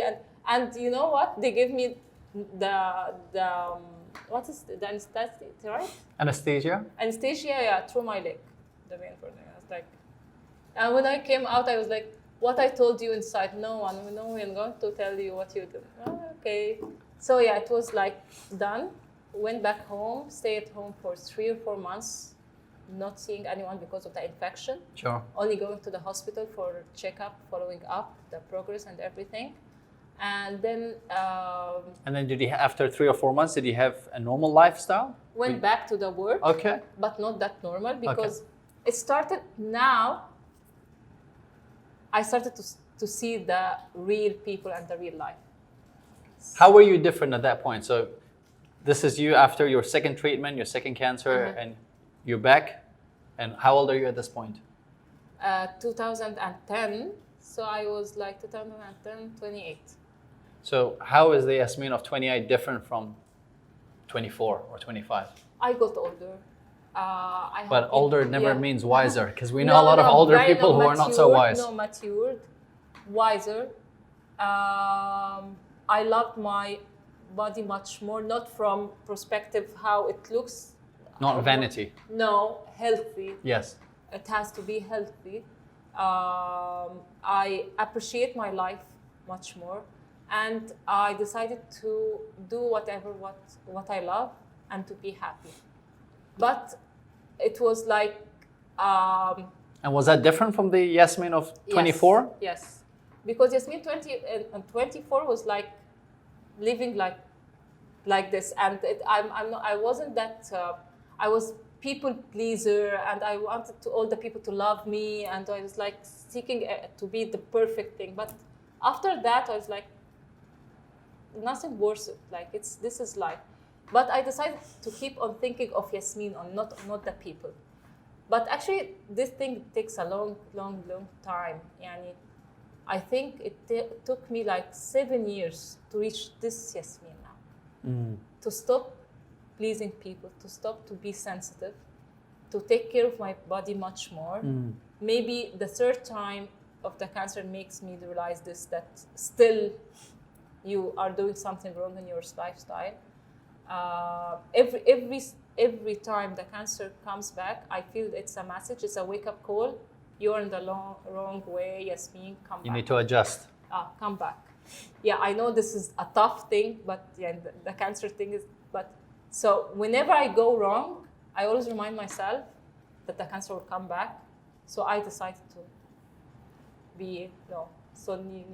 to keep on thinking on the right. And being true to yourself. Exactly.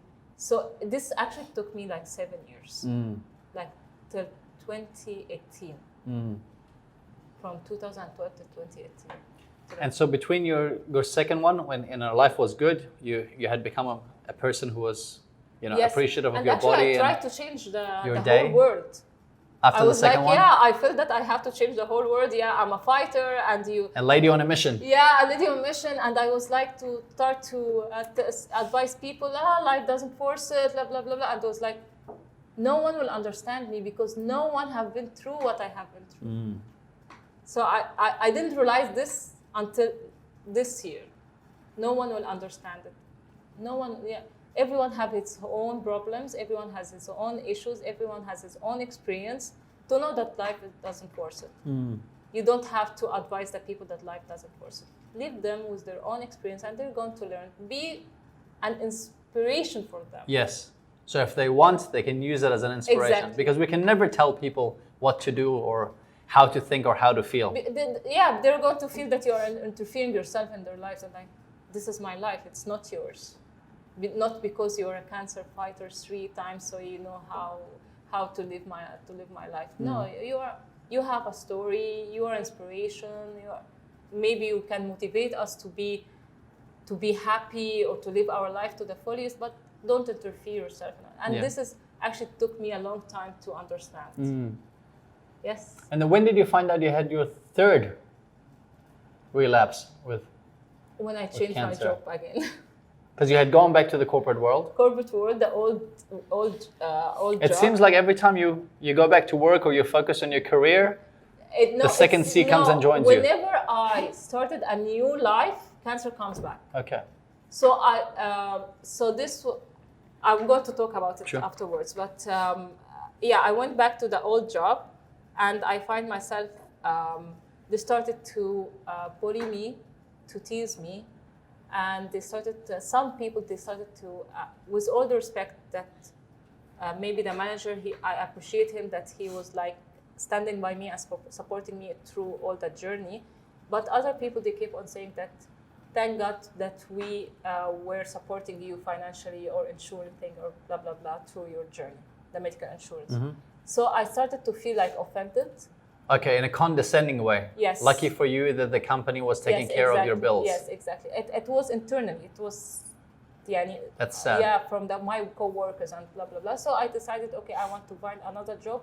And to be honest with my new job, that I'm a cancer fighter, I have history for the medical insurance and blah, blah, blah. What is the reality? Because not what is portrayed, but what is the reality of someone who's been through cancer in the workforce? Is there a stigma? Do people think that, I could catch it? I mean, are these things realities? I mean, I know in the past that was the case, but this is the reality we're speaking of in this decade, or perhaps a decade to come. What's people's general aspect, either in the corporate world or social world? Do they feel like, have you had people who didn't come and visit you because they're worried it's contagious? I mean, I know it sounds silly, but we do a lot of these silly things. Educated workplaces, they know that it's not contagious. Right. Pharmaceutical company, they understand the cancer. But another places they might talk about it. And another places actually they fire the people because they have cancer, not because it's contagious, because of the Liability. cost. It's a liability. Cost, medical insurance. And And I know a lot of people, they join another jobs and they didn't tell about their history because they don't want to lose their jobs. Sure. Because still we don't have this mentality that I can have a cancer, because you can hire a person who is diabetic, you can hire a person who has like blood pressure, it's chronic, you can hire a person with heart disease. Why you don't hire a person with a cancer history? Because of his insurance or his high risk, or we are all in high risk. So I know a lot of people like this. But in pharmaceutical company, they were very well educated dealing with cancer patients or cancer colleagues. Yani, the new job that I knew the third time that I have cancer, there was a colleague, a co-worker who was a breast cancer patient. She was there and she was full of life. But rest in peace. She was full of life, and she was like traveling and going here and there. Yeah, going here and there, and love her job. And she was really, really an inspiring woman. And me and her, we were always talking about the chemo and about the wigs and about how to look beautiful. And you know, and I think this is very important, to find someone like you going through the same thing. Have a support circle. Yeah, especially in the work. As you say, that not all the people can understand what you are going through. Yeah, even if it's not work, sometimes just friends or your Yes. social circles. Yes, and I lost a lot of friends on that. Yeah. Because my lifestyle has changed. I'm not that person who can go out every day. I sleep early and wake up early. I have certain food to eat. I can go and I can I can eat some unhealthy food. Sure. Yeah, but Oh, you have your limits. I with have what my you can limits, do. but I can't cope with the lifestyle of my friends. So they started to back off from me, and I say it's okay. This also realized me. This makes me the person who am I. That every person in your life is only for a purpose. Or for a stage, Or part of the journey, yes. Part of the journey, and he's going only the constant people in your life is your family, or the mom, dad, your brother, and my niece, and I feel these are the main pillars in my life. Sure. Other than this, they are only stage, or maybe some people they are supportive. And also myself, when I realized that all the people that are stage or a phase in life or for a purpose, I realized that I am a purpose for someone, and I'm going to fade away from his life.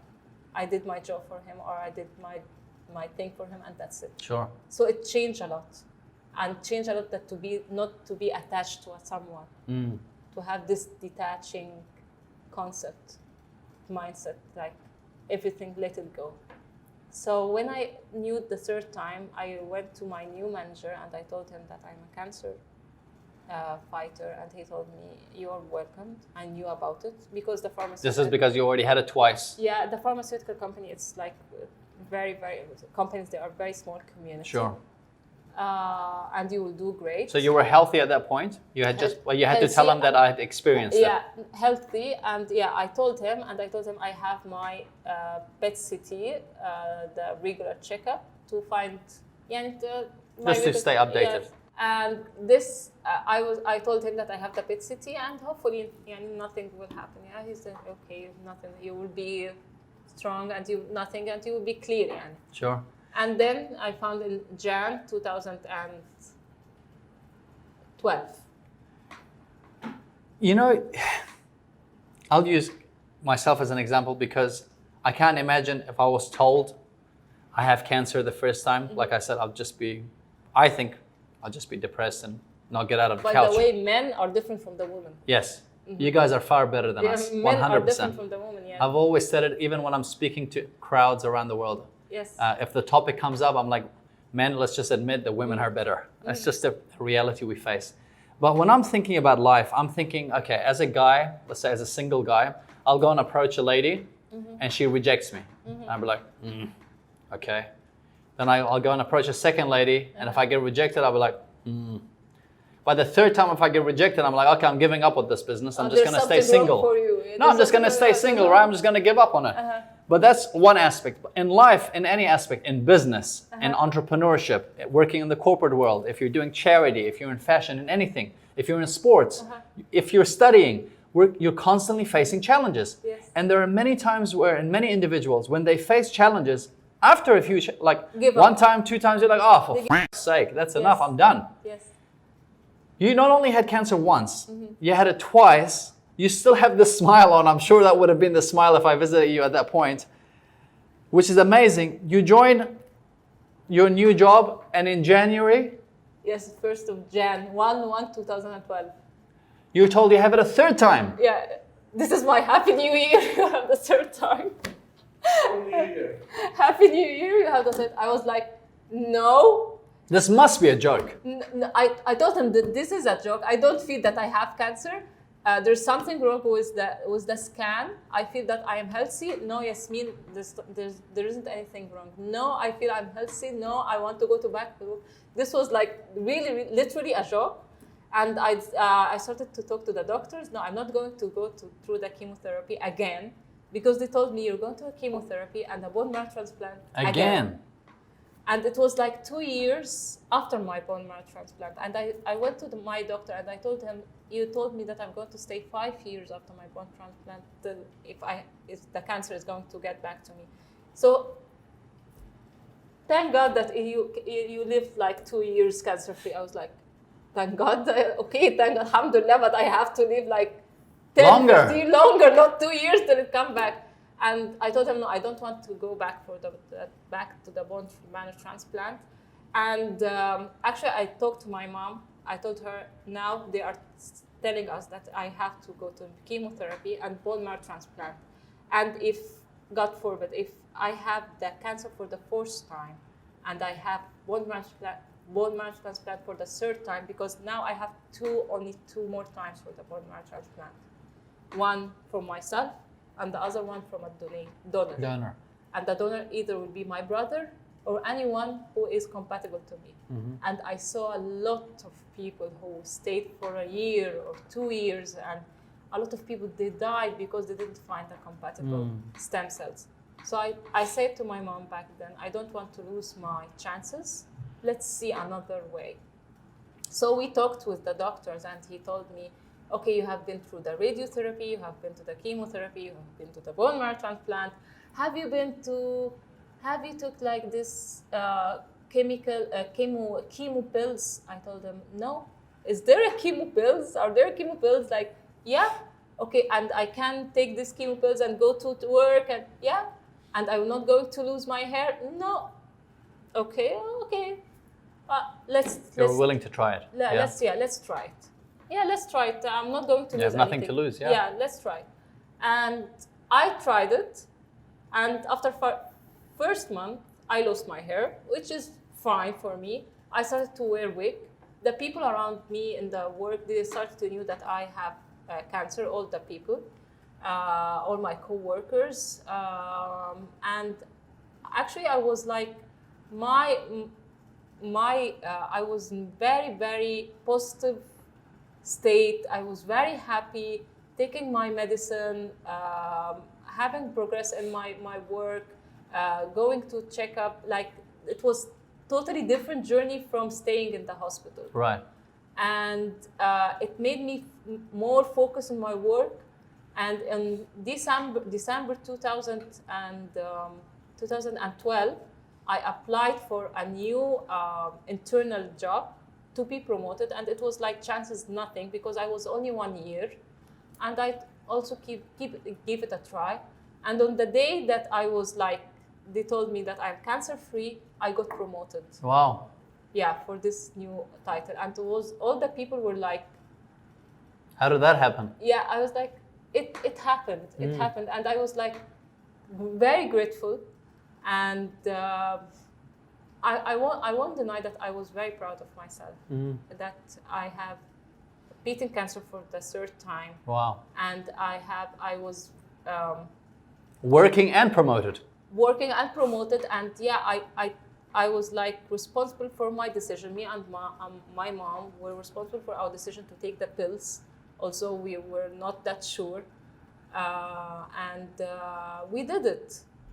And now I receive a lot of DMs about these pills, but I always tell them, please ask the doctors. You can tell them the name, but the pills, it's like, for me, it works for me because I have work on my emotional, psychological, everything around me to let these pills work. Because the doctor said back then that you're going to live your whole life on these pills. But I lived only for 1 year, and I'm cancer free. And I started to keep on checkup every year until now I'm like 6 years. Now 7 years clean and clear. Yeah. God bless. Yeah. And you really, I also believe that God gives you the challenge because you're able to Exactly. handle it. You know, he gives you enough for you on your plate. You can handle it on your plate. And sometimes you might not know you have that size plate, but you grow it. Exactly. Somehow. Yeah, I didn't do this. And a lot of my family members, not my mom or dad, family members, they were expecting me to die the first time Yeah. because they feel that I'm this spoiled girl. She can't do it. She can't handle it. Yeah, she can't handle it. But third time, I feel very proud. And then also I tried to change the world and to live in my own utopia. And a lot of my friends, they started to keep on telling me, you are very sensitive. Don't take everything on your heart, or like be cool, be casual. I told them I want people to know that the life doesn't force it. No one will understand. So it took me 6 or 7 years till I realized now that no one will understand my own perspective. Sure. And now I'm living like inspiring people, motivating people, and You're doing it by living your life. living my life. If they get inspired, good for them. Exactly. Yeah. And from time to time, I post a tip. I post a photo of me while I was during the cancer journey. I go to TV shows to talk about it. Yes, I saw that. Yeah. From time to time, and still a lot to be told about my journey. A lot of things hidden, people doesn't know. Sure. So people don't know. Yeah. So yeah, I have a lot of stuff, a lot of stories. Yeah. I think it's important to highlight something which is food and lifestyle, because I hear about it a lot from different doctors, from different circles that I'm connected with. What's your thoughts on the food and lifestyle as someone who's survived cancer, and I guess just generally? So after my third time, I started to follow up with a nutritionist to have this good food option and good food lifestyle, healthy lifestyle, so that don't get back to the cancer. And when she saw me, I remember, okay, you are very slim, and the options that I'm going to give it to you will make you slimmer. I was like, if this option is not going to help me not get back cancer, please, yeah.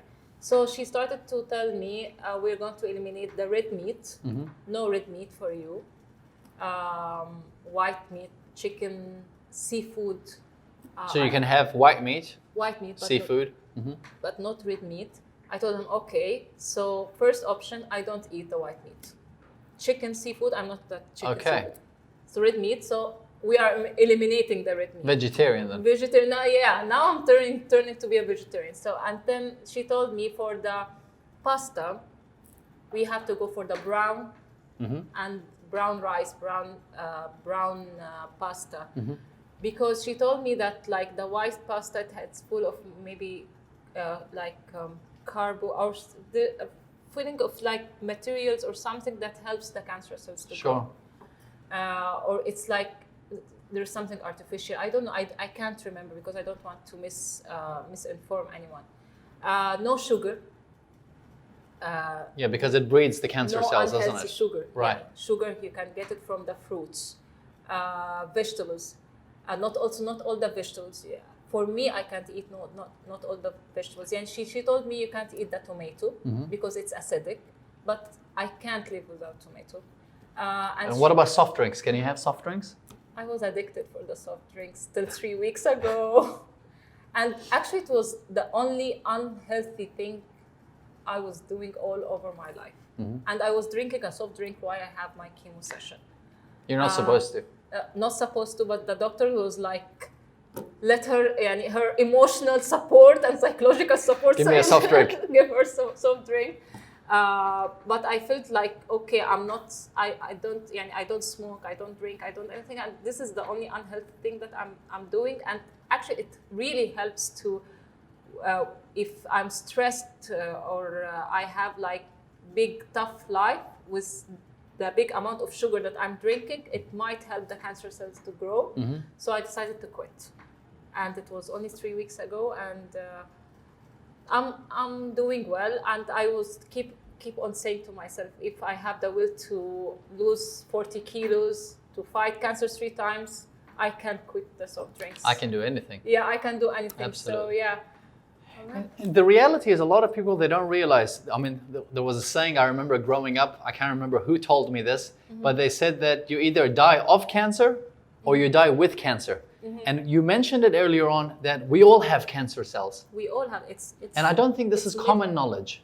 No, we all have the cancer cells in our body. So every single one of us we have all, cancer cells. Yeah, we all have the cancer. There's something about you that's magical. So when you're here, I feel it. I sense it in your smile over the phone when we spoke. You sounded serene. When I see your social media posts, I'm like, there's something about it. She stands out. What makes you magical? Do you realize you have this quality?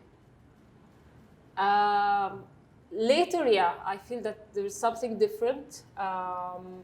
I used to, 2 years ago, I started to talk to my body because I feel like whenever I be down or very low at my life, anything, or very stressed or craving unhealthy lifestyle, I started to talk to my body. No, you're not going to, especially the cancer cells, because I believe that we all have the cancer cells.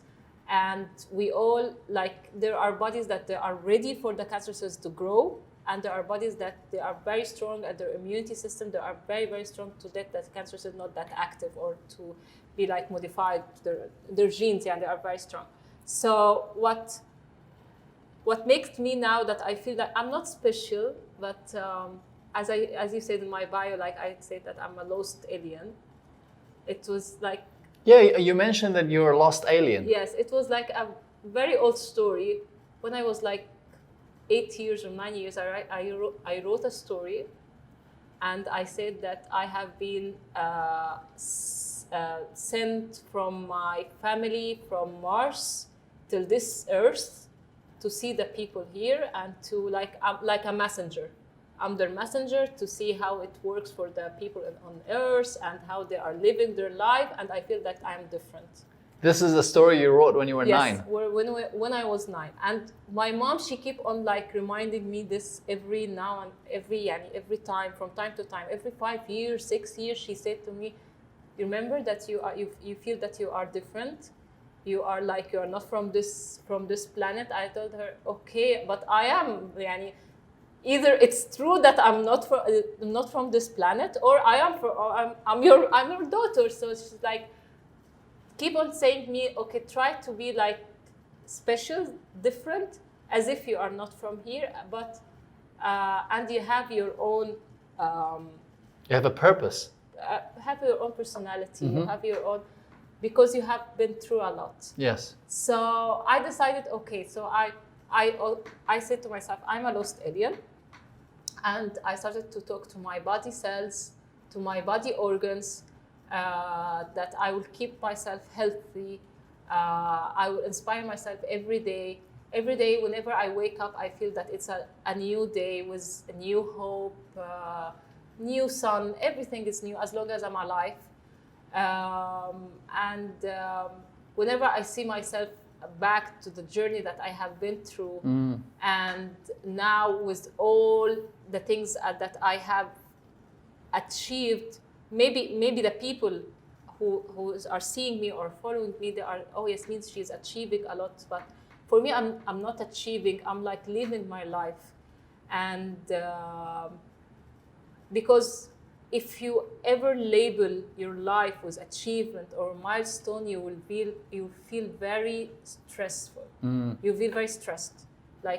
Okay, I have to reach this. This is my milestone. I have to reach this. This is a big achievement. No, but if you're living your life and the people are seeing this, they will be proud of you. And this is the achievement, that the people, they feel that you are a successful person By living. By living, yeah, by living your life, and they are seeing the journey that she was a cancer.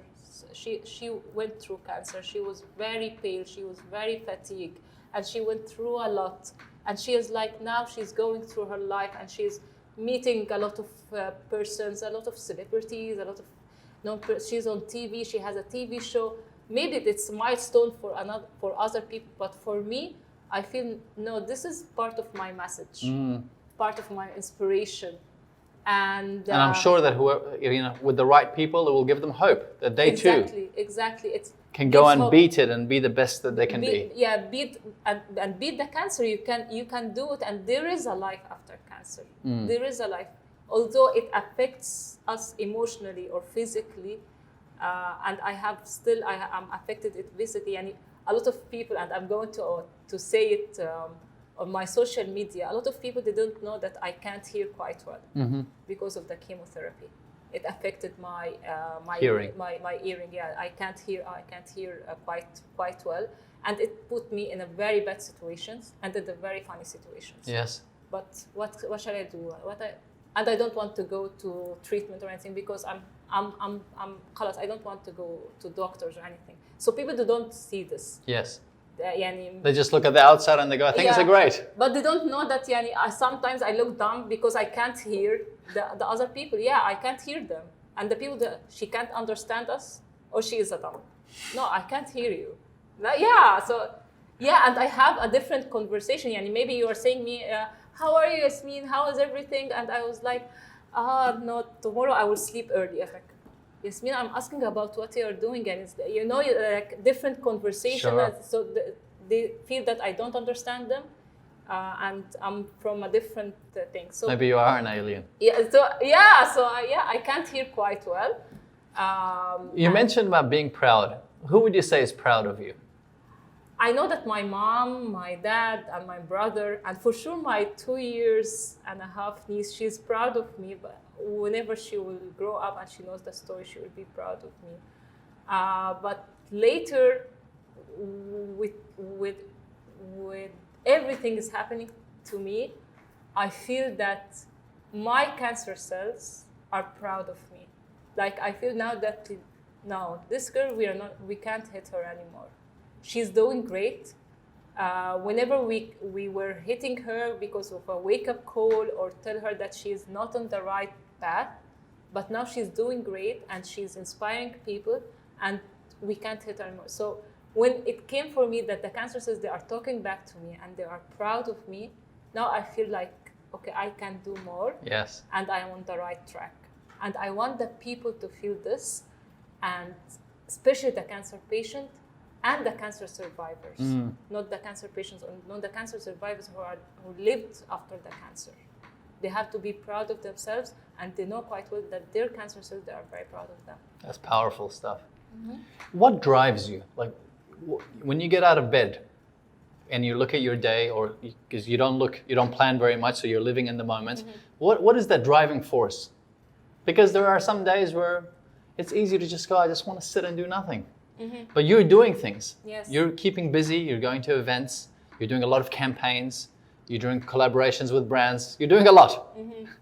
I mean, I think you were doing 5 or 6 things. Exactly. You're a speaker, you're a stylist, you're a coach, you're an art director, you're hosting a TV show. I'm living a life. Yeah, You are living your life, and Yes. you're living a full life. Yes, So I'm- what's driving that? Yasmine. Myself. It's I'm driving myself. Myself is. Because I'm thinking I would just go on a holiday, like all the time. I'd just travel the world. What drives you to do so many things? I'm thinking of a retirement at 40, Okay. but I don't know if I'm going to stick to this because I'm not. I told you I stopped to plan. But it's an idea. It's an idea, yeah, because I want to quit everything. I want to stay with my dogs on a beach, a very peaceful place, and done with the life. I've been through a lot. I have seen a lot. I experienced everything. Have been in media, social media, on TV. So I've been beaten cancer. So I feel that my life was full. So I feel that it's time to relax. Maybe this also motivates me to retire with a very peaceful mind. Yes. But really what drives me every day that Yasmine, I'm alive, and there is a purpose that I'm waking up breathing this day. Beautiful. Do you have a guiding philosophy or a quote that you live by? The reason I'm asking you is because I've recently came across a quote and I thought, you know what? I think for this phase of my life, this is the quote or this is the philosophy I want to live by on a day-to-day basis. And I'll read it out just because I'd like to get it right. It's by a rapper called Nas. And it says, I know you think I'm rich because of my diamond piece, but I've been rich since I started finding peace. Oh, I love this. Yeah. I love this. And to me, especially in a world of, hustle and hard work and goals and achievements, and growing up, I was very much go, go, go, go. Yes, yes. I found that I'm more at peace today, knowing that I have inner peace, that I have faith, that I'm doing the right things. I'll do my best, and however it falls or however it works out, it will work out. I'm either here to see it work out, or if I die, well then I'm not here, so it's not a worry. Exactly. No, I 3 weeks ago or 4 months, I don't know. I was listening to Tony Robbins. That's why He's an amazing guy. Beast. He is a beast. Yeah. Beast. Before he was he was here in Dubai 3rd of September. That's right. But, yes. But I was in Egypt, so I listened to him on Netflix, and he said a quote as well, and I have it sticked on the fridge. It's like, "Stay in your head, you are dead." Stay in your head, you are dead. That whenever you see someone who's achieved a lot of stuff.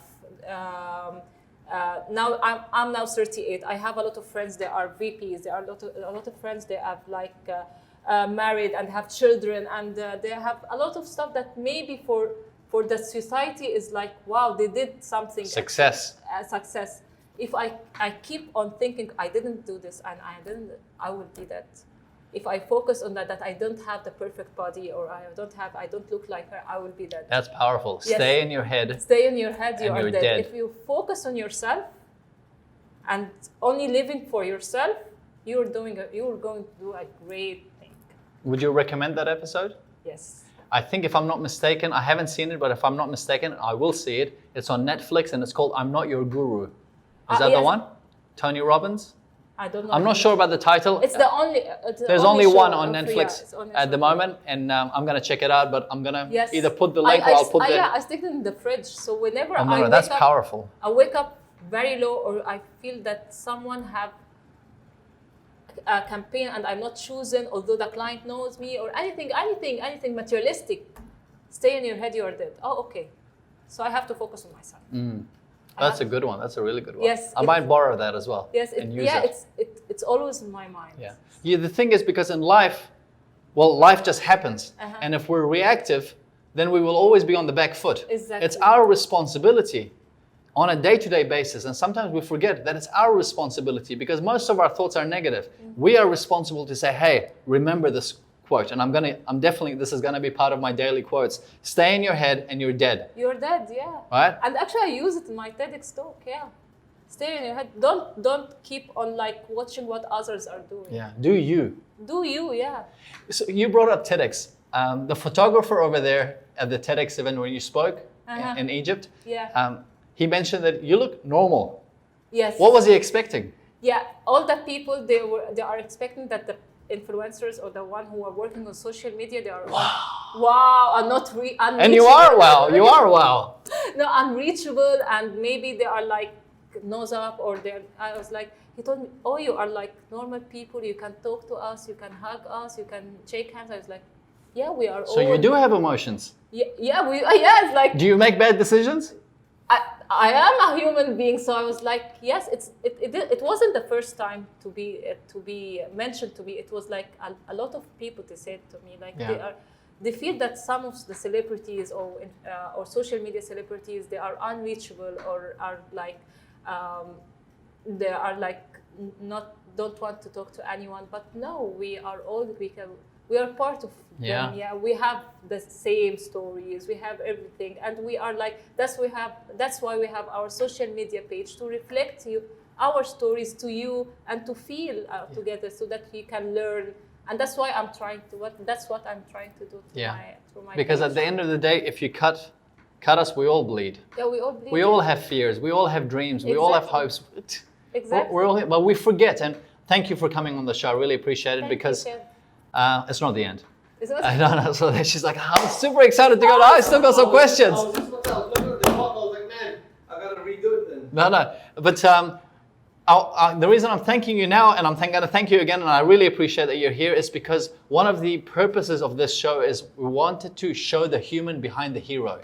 It's because of this, because we do see individuals like yourself, we see other celebrities, we see other individuals, whoever we call our heroes in any different context, and we forget they're human.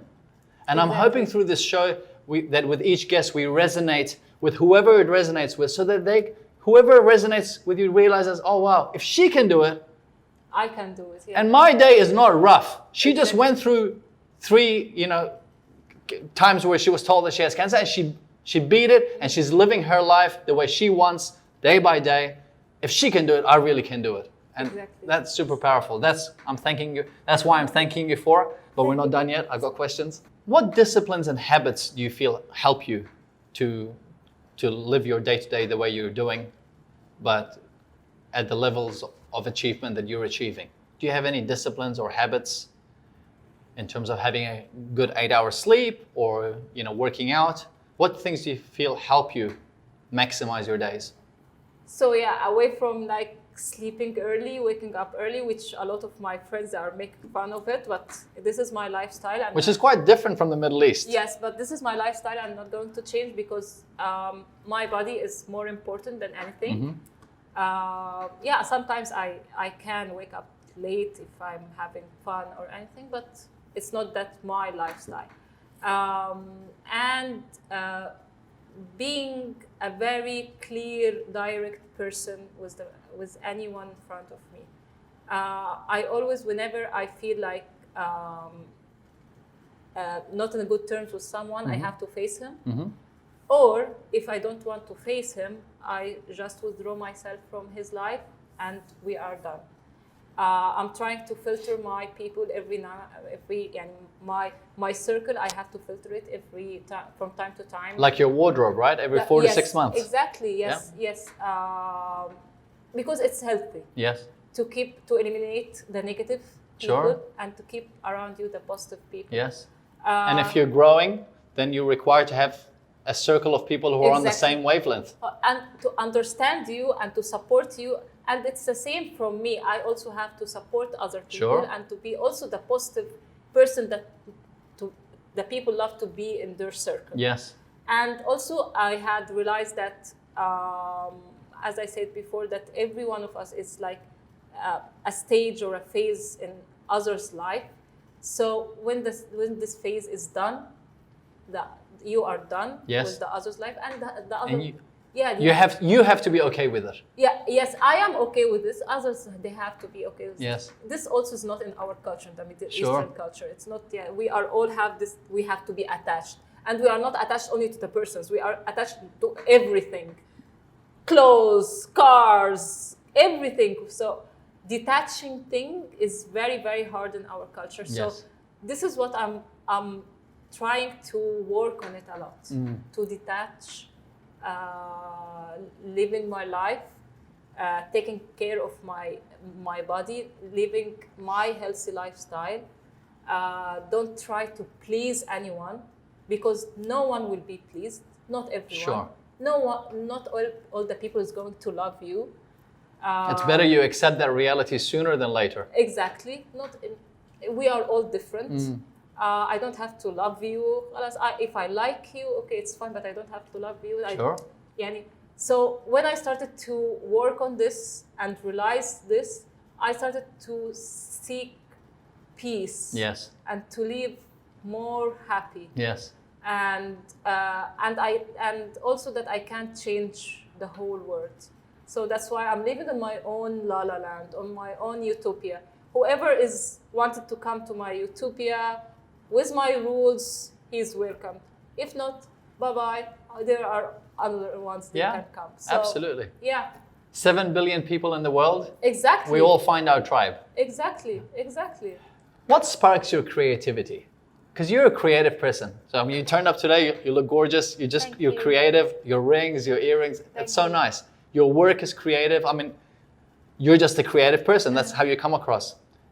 Do you do things to help you become creative, or do you just wake up creative?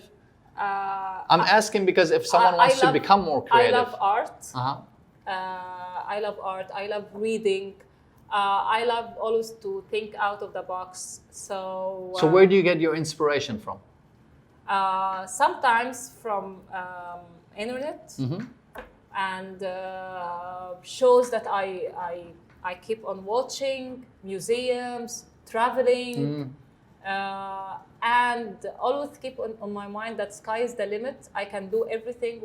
If I want, I can do it. And if it's not harming my profile or harming my personality, so why not? Try it. So, You never know. try it, exactly. So from there it comes my creativity. So And that requires courage, because Yes, often exactly. people, they have their way of doing something, and unfortunately it limits people them. they have to go out of their comfort zone. Yeah, but they're too scared. Their If I try bubble. something different, it might They not have, work. They have to go out of their bubble and their comfort zone. Yeah. Because they are missing a lot. What's your take on failure and success? How do you define them? I wasn't this successful person. I don't call myself a successful person. I feel that I have a lot of stuff. If I didn't went through a lot of failures. So for me, I always, whenever I fail, I rise again. And Stronger, Stronger, yeah. smarter. Exactly. And I always appreciate the falling moments. Interesting. I always appreciate this because I feel that I'm going to rise again stronger, rise Yes. again with different mindset, rise again learning the lesson. And as I told you that I have that, I'm not a good, I stopped planning my life. I don't want to plan for future because I'm like curious about what future is hiding for me. So if it's hiding more failures, so I know that I'm going to rise more stronger. If it's hiding a successful thing, so let it be. Okay, I don't want it to be. I don't want to know because I want to keep on working and to feel the success that I'm going to be in 5 years or 10 years. So I always love what destiny and fate bring it to me. Yeah. Because I love its challenges. I love the life challenge. It's the toughest challenge that you can face. And the great thing is you're willing to face it. Exactly, because when you face the life challenge, you know that the reward will be very, very big. Yes. If you succeed to face it and challenge it and Overcome it. to overcome it, you know that reward will be very, very big. So I think this is the very biggest challenge that anyone can face it. Well Life said. challenge, yes. So this is for me the failure. I never be afraid to fail because fail means success. And I never give up because I'm not a quitter. I'm not a quitting person. Quitting person means that you lose interest in life. No, since you are living, and since you are alive, since you are breathing, Live. so there is a purpose, there is a message behind you. So don't give up, don't quit, fall, and fail, and you're going to rise again. Nice. That's really good. What would you say is the biggest lie most people believe in? When you look at society, when you look at the world today, what do you feel is a misconception? It's like a lie, but most people believe and they're just doing their thing. The biggest lie is being perfect. Is it not possible? Yeah, because we are not all perfect. We are not perfect. You have to accept your own flaws. We are not flawless. We are human beings. So, and anyone who's seeking to be a perfect person or a perfect human being, he will always live in a stress, and he will not going to be a perfect guy also or a perfect girl. So I feel that this is the biggest lie. Be yourself. Be yourself. Yeah. I feel that the beauty is in imperfection.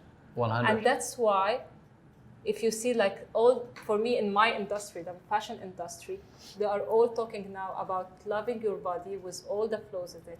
Stretch marks, cellulite, your body weight, how Size, it looks whatever. like, yeah, scars, everything. Love yourself as you are because you are not perfect. You are beautiful. So I think this is the biggest lie now, but it's changing. Yeah.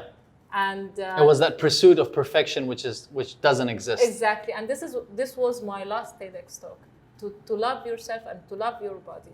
And there is a big society pressure about like, you have to look perfect, you have to be in the perfect position, you have to be perfect. No. Is your TEDx talk online?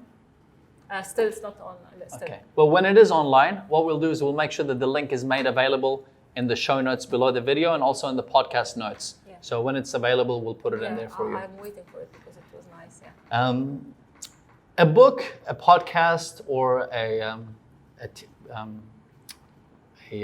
YouTube video, something that you've watched and perhaps referred it to friends for a reason. What would that be? So I'm a kind of spiritual person. Okay.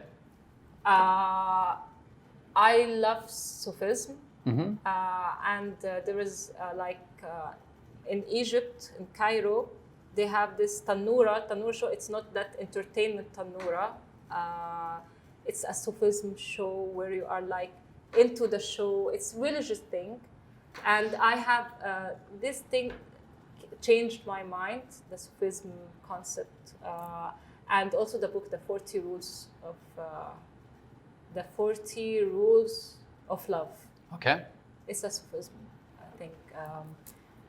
And what would be that single message? Like, why do you feel that the Sufism or the 40 Rules of Love, what would be that the underlying message? It's all about love. Okay. It's all about love. Love everything. It's all about love. So that's why I felt myself as a part of this thing, and the book and the show. I love this kind of the spirituality, you know, that you are connected to the universe, you are connected to God, you are connected in a spiritual way. So and whenever I feel like relaxing or doing nothing, I meditate and I read any book about Sufism, and that's it. What's been a good advice you received in your life? Let it go. Nice one. Let it go, because I'm a sensitive person. Yes. So everyone say, let it go, Yasmine. Let it go, Yasmine. Work on that. Let it go. Don't be that sensitive, and don't be that sensitive, because the world is not your utopia. So I'm letting it go, but I'm still having my own utopia. Sure. Yeah. And what's been a bad piece of advice? Because the world, as much as there's good advice, there's also rubbish advice. What was a rubbish advice you were given? For me, I know that it's not an advice. It's advice out of people loving me. Sure. But to overcome my cancer fighting journey, to stop talking about it, to Why do you keep bringing it up? why you keep Or don't bring it up? Yes, is their exactly. advice. And you are doing great. You are looking perfect, healthy. It's like, okay, as I told you, that not everyone knows that I can't hear quite well, and this is what I'm going to talk about it afterwards in my social media. So this for me is a very bad advice. No, I can't stop inspiring people or motivating them, and I can't forget 5 years out of my life that really affected my life emotionally and physically, and still affecting my life till now. It's changed you. It changed you, and we all have this change in our lives, and we all are talking about it. Yani, we all are talking about any story that changed our life or shaped our personalities. So why you don't want me to talk about the cancer thing? Because you feel that I'm like attracting attention or seeking attention or anything? No, I'm inspiring people. If you are seeing this, okay, please, bye-bye. Yeah. Out of my circle. You mentioned earlier that you've got a niece who's 2.5, Yes, I think, yeah. yeah? Selena. God bless her. If you could only give her one piece of advice or teach her one skill or have her develop one trait so that she can have the best life possible, what would that one thing be? For me, What a lovely name. Selena, yeah, Beautiful. they named her as like Selena Gomez. And I will tell her, and actually, I think my brother, he's going to, second me in that, because live your life, respect yourself, respect your body, love your body, and live your life. Respect people's boundaries, and also let the people to respect your boundaries. Be your own self. Be genuine, and don't be afraid of trying anything, as long as it's not like harming you or harming your mom or dad. And I'm waiting for her to grow up. Yani now, whenever she sees any girl with short hair dancing on the TV, she's like, "Oh, I'm to aunt, and she's my Yasmine." So I'm waiting for her to grow up, because I feel that we're going to have a lot of stuff together. I'm sure. Yeah, but I'm telling her, I will tell her that enjoy her life and pursue her dream from very young age, and don't wait till and explore, keep exploring, and never feel that it's too late. Life is on exploring and knowledge and learning more. Yeah. 500 years from now. Oh, okay, that's too. History is going to say, imagine generations down the track. They look back and they go, history will read, Yasmine Yousri was... Hopefully. Oh my God, hopefully I'll be in Wikipedia. Yasmine Yousri was like... What would you like it to read? What would you like to be your legacy? If people can remember you... now you're making me laughing, because I have my friend, she's like a psychiatrist, and she reads the tarot cards. And when I don't know what post I posted, and she told me, Yasmine, you are writing your legacy now. I was like, okay, but I was laughing. I know that she's like, I do believe in her. Yes. She's really, really, really very good. But I don't know what would be written. What would you like it to be? I like the people to see it as a normal girl that fought cancer, and she lived her life, and she pursued her dream, and she inspired people, and that she never gave up, and she's not a quitter, and whenever she falls, she was able to rise again, and she can do everything. I hope the message to be to all the women and all the girls that don't be stressed by the society and the community around you. I hope to be seen like an icon. Not an icon, it's a big thing, but I hope to be seen like empowering women in our society that don't be stressed by labels, don't be stressed of not. But I think after 500 years, they were not going to be stressed by the marriage age or anything. Don't be stressed by the community things or labels or anything. So I want the people to see me like this, that I went out of the stereotyping. I inspired people. Cancer and me, we have taken it to the next levels. Yeah. And that's it. What a great legacy to have. That's fantastic. I hope, I want people, I want, especially that in the cancer field, to see me that we are like the cancer patients and the cancer survivors, they look up to me, like she was like a cancer survivor, and she pursued her dream, and she went through a lot, but still she did a lot. That's fantastic. What social media are you most active in, so our viewers and our listeners can actually follow you on? Now I'm very active on Instagram. On Instagram, okay. Yeah. What is it? Yasmine Yousri, YASMINYOUSRI_. We will place the links as well please. under the show notes. I'm very active on Instagram. I'm launching my YouTube channel very soon. This upon my friend's request. No worries. So when that is live as well, we'll take the link and we'll make sure that's also available on the show notes. Thank you. And Facebook, whenever I post on Instagram, it reflects on my Facebook, Yasmine Yousri. But I'm very active on Instagram. On the Instagram channel. Yes, exactly. We'll put it all there, but if you want to reach out to Yasmine, it will be on the Instagram. I'm waiting for you all. Before I let you go, in a world where the attention span is non-existent, we're all so busy and we're all distracted. If you had the world's attention for 60 seconds, what would be your advice to them? the quote that I share with you: "Stay in your head, you're dead." Stay in your head, You're dead. you're dead. Yes, and they keep on thinking about what's stay in your head and you're dead. This, for me, it's a very powerful.